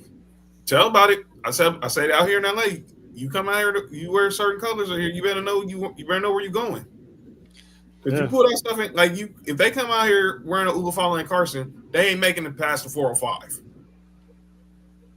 It ain't making so much. There's Samoan Crips that, you know what I'm saying? Like it's just saying it goes beyond that. I just want the wrestling fans that call that shit a necklace and that just throw the shit on and just have no respect or other than the fact that he wear it and no understanding. My thing is, like, when you go learn about other people's cultures, it's the same way that it's like, okay, when you see people with tribal tattoos, it's just like, did you get it because you thought it was cool? Or did you like grow up around polys? Did you play football or like a sport? Did you grow up around somebody? Do you know that these patterns, these things mean something? It ain't just a design. Like, do you represent that design? You know, like. Amen. Yeah. I'm just saying, put respect on the culture. That's all I ask. Put respect on the culture. Powerful message. Powerful message. Thank you. Powerful. And let there be a lesson to all you out there. It's in the game. Chitty bang bang. All right. And that last segment is one of my favorite segments. Is we like to show love to the people in the IWC or our fellow podcasters or fellow pro wrestlers out there that are doing something good in the world. And that is, we like to call, which is ironically, we have to give their roses, their acknowledgement, their ulafala, so to speak, respectfully, of course. We'd like to call it, we acknowledge. So for me, I want to send a belated birthday shout out, 35th birthday shout out to one Angelo Dawkins of the Street Profits, who celebrated his birthday by throwing out the first pitch at the Guardians game this past week. So shout out to him. Stand in the front during that bullshit 10-bell salute too. It was his birthday. That's crazy. Yeah. I mean, when you get at the top, you stand in the front of the line. Because what was it, Bailey and them? She was like, no, everyone who has an ethnicity was not smiling. They had that look like, man, I really don't want to stand here. I'm just here so I don't get fired. Oh, again, NXT last night. Jada Parker, Kalani Jordan, front center. But you know they felt uncomfortable. Jacob Fatu was like, man, fuck this nigga, man. I'd have got in trouble. No, because John and Marty and Trail are on my list for this is what we doing. No, you on timeout. No, this is what we doing. You staying on timeout. Now relax. I was gonna let you out at timeout. I was gonna let you out. I didn't make no list. You know what? Why he getting free pass? She's not trusted, and she knows why she ain't trusted. Right. So she can stay in the corner. Being irresponsible. She can stay in the corner. One day at a time. That's gotta get out of jail free card. Yeah. This is when she wants to get out of jail free card. This is gonna be the look she gonna be having. Like, help me. Hey, put that on the shirt. Put that on the shirt, underdog. Like, help me. Nah, you broke a promise, so you stay in timeout. I got Angelo Dawkins, and my second one is salute to. A few years ago, we had the four horsewomen of Sasha, Becky, Bailey, and Charlotte. These four women here could be the ones that's carrying the brand for at least another 10 to 15 years. Stephanie Baker for sure is the face of the division. Once properly booked, Julia is going to be the second one behind her. Lyra, she has the potential to be part of that group of women. And, of course, Roxanne, it's Roxanne. Like Roxanne has proven her worth and proven that she is the future of this business. And right now, with the exception of Lyra and Stephanie, which I'm pretty sure sooner or later Stephanie's gonna win some gold. All these women have had gold within the past 6 months already. So NXT. I count NXT. I count NXT. So those are my shout outs. for them because they are killing it right now. Like I said, once Julia gets going, she's definitely gonna be a force. She's number 2 in my book because she was a number 2 in NXT behind Stephanie, even though they tried to book her as number 1. But the fans saw it. The people behind the scenes realized it, and they saw it. Stephanie is the premier woman of the future. So, Marty, is there anyone you want to like give flowers to and acknowledge? Um, I mean, on the music side, I want to acknowledge and give flowers to my bros, to my bro Vito. I want to give flowers to my bro LA. Give flowers, of course, to Chris. There's shout out to everybody, to all them, and also the fact that not only just being able to work on some dope shit, but it's just the fact that it's like you see people like even if they're not where they want to be or where they're at, they're at where they should be, or actually they're not where they shouldn't be, but they're up there and still seeing like collectively just across the board, everybody just had that same work ethic and just the quality of music and just quality of people. So definitely want to give my shout outs to my bros. I'm grateful for the opportunities. Thank you. Also just give a shout out to just like gang them, like the whole CDV network, like everybody, family group chat. I don't want to forget nobody because it's late, I'm tired, but like everybody in the gang, let me know, like everybody that was at Mania. I mean, shout out to y'all. Just shout out to everybody in the creative space that's not on some lame shit. Talk about it. That's like just shout out to diversity, not being on some fucking lame shit, having interesting takes with shit, just being able to work with everybody or have different type of guests and still be able to just keep it like just cool. Like it's a pod, but you really just like chopping it up with fam. You know what I'm saying? Like, because not everybody can fucking do that. And there's a lot of lame asses on the fucking internet and insiders and people with all this blah blah. It's just like, yeah, they may even have the platforms that they have or that they shouldn't have, but it's just people who just real niggas on some real nigga shit. Love y'all. I appreciate y'all. Shout out to y'all. I acknowledge y'all. Point blank period. You know what I'm saying? We acknowledge you. That track is fire. That track is fire. That track is fire. Told you Friday. That track is fire. Appreciate it. Yeah. It depends. Chris Brown and Bryce Taylor. It's out right now. Y'all should turn that up. You should definitely run that up. You know what I'm saying?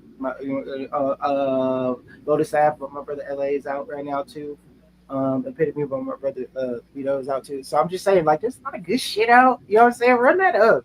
Run them up. Download whatever music this man is penning. You will be blessed. And then also pay songwriters, not necessarily the artists. Give them their share, please. Give them their money. Give them their money. Yep. Sloan, anybody want to acknowledge? And the words of Snoop Dogg, I want to thank my motherfucking self. Because ain't nobody had no motherfucking vision and ain't think a shit a motherfucker like me will be doing. I want to thank y'all niggas for allowing me to be a nigga like me on y'all shit. Always.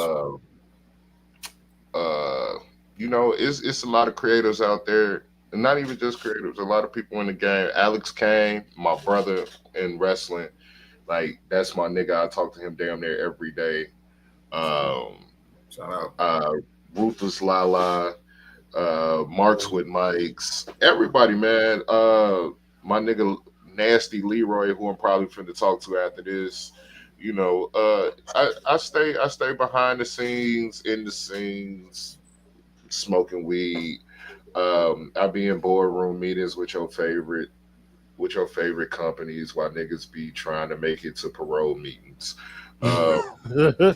Smoke a lot of weed. I smoke a lot of weed and I get paid for it. I love living in California. So do I.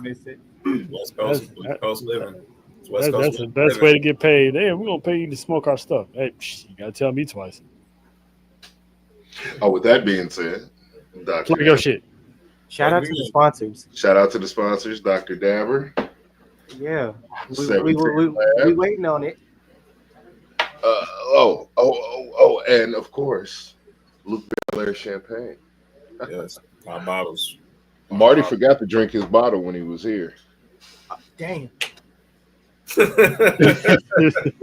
nigga got so high, he forgot to tell me. He walked right past the bar and was like, "Oh," and kept going. I was trying to see the whole scene, and then niggas was hungry. Had some of the bombest Chinese food I think I've ever had in my life. She was man. But yeah, before we get up out of here, I actually want to do almost forgot, but I never maybe late, but never forget. Shout out to Attitude Era legend Headbanger Mosh, which was announced on Monday that he is part of our CCN Coaching Clash Network. So he's gonna be a big major player in the group. So glad to have him aboard. It's gonna be fun chopping him up with sports, wrestling, everything under the sun. So shout out to Chaz and Says for being part of the Coaching Clash Network. So we're gonna be popping up. They're gonna be popping up. Show them some love on Twitter and Instagram because man, we're trying to grow the numbers. We're trying to help them grow their numbers as well. So shout out to the newest member of the family. Yes. So, to have a legend like that in our group, it's awesome. It's awesome. I never would have thought that would have happened. So the fact that came about, it's pretty fucking dope, if you ask me. I almost forgot. What did you guys think about this right here? I didn't. I did. On that note, I'm just glad she back on TV. Me too. Same here. I'm just glad that she back on TV and they gave Julia a mouthpiece. Like I could see it being interesting. We'll see. It just happened. Is it gonna go anywhere completely? Probably not. Hopefully she could be like a little legal representation, like a female Paul Heyman. I mean, I'm not comparing it to Paul Heyman, but I'm just saying. I'm cool with it. But for sure. But my bad, y'all. I got it for real dip. It's like 11:30 here. Yeah, we about to wrap it up right now. We're closing out now. Wrap it up right now. So we're gonna get up out of here. See the at's right here. The at's right there. On behalf of Sports U Wrestling, I am John. I mean, not John. That's John over there. I'm Trail. Appreciate the Seuss Show boys, Sloan and Martin McFly for pulling up, man. This has been a real episode. Catch y'all on Friday for Sports for You with John, Nick, and Mark. And we will see y'all this weekend for Summerslam with the Undisputed Podcast, the Drell and Champ. Until then, y'all stay safe. And like Marty said, respect the culture. And we out.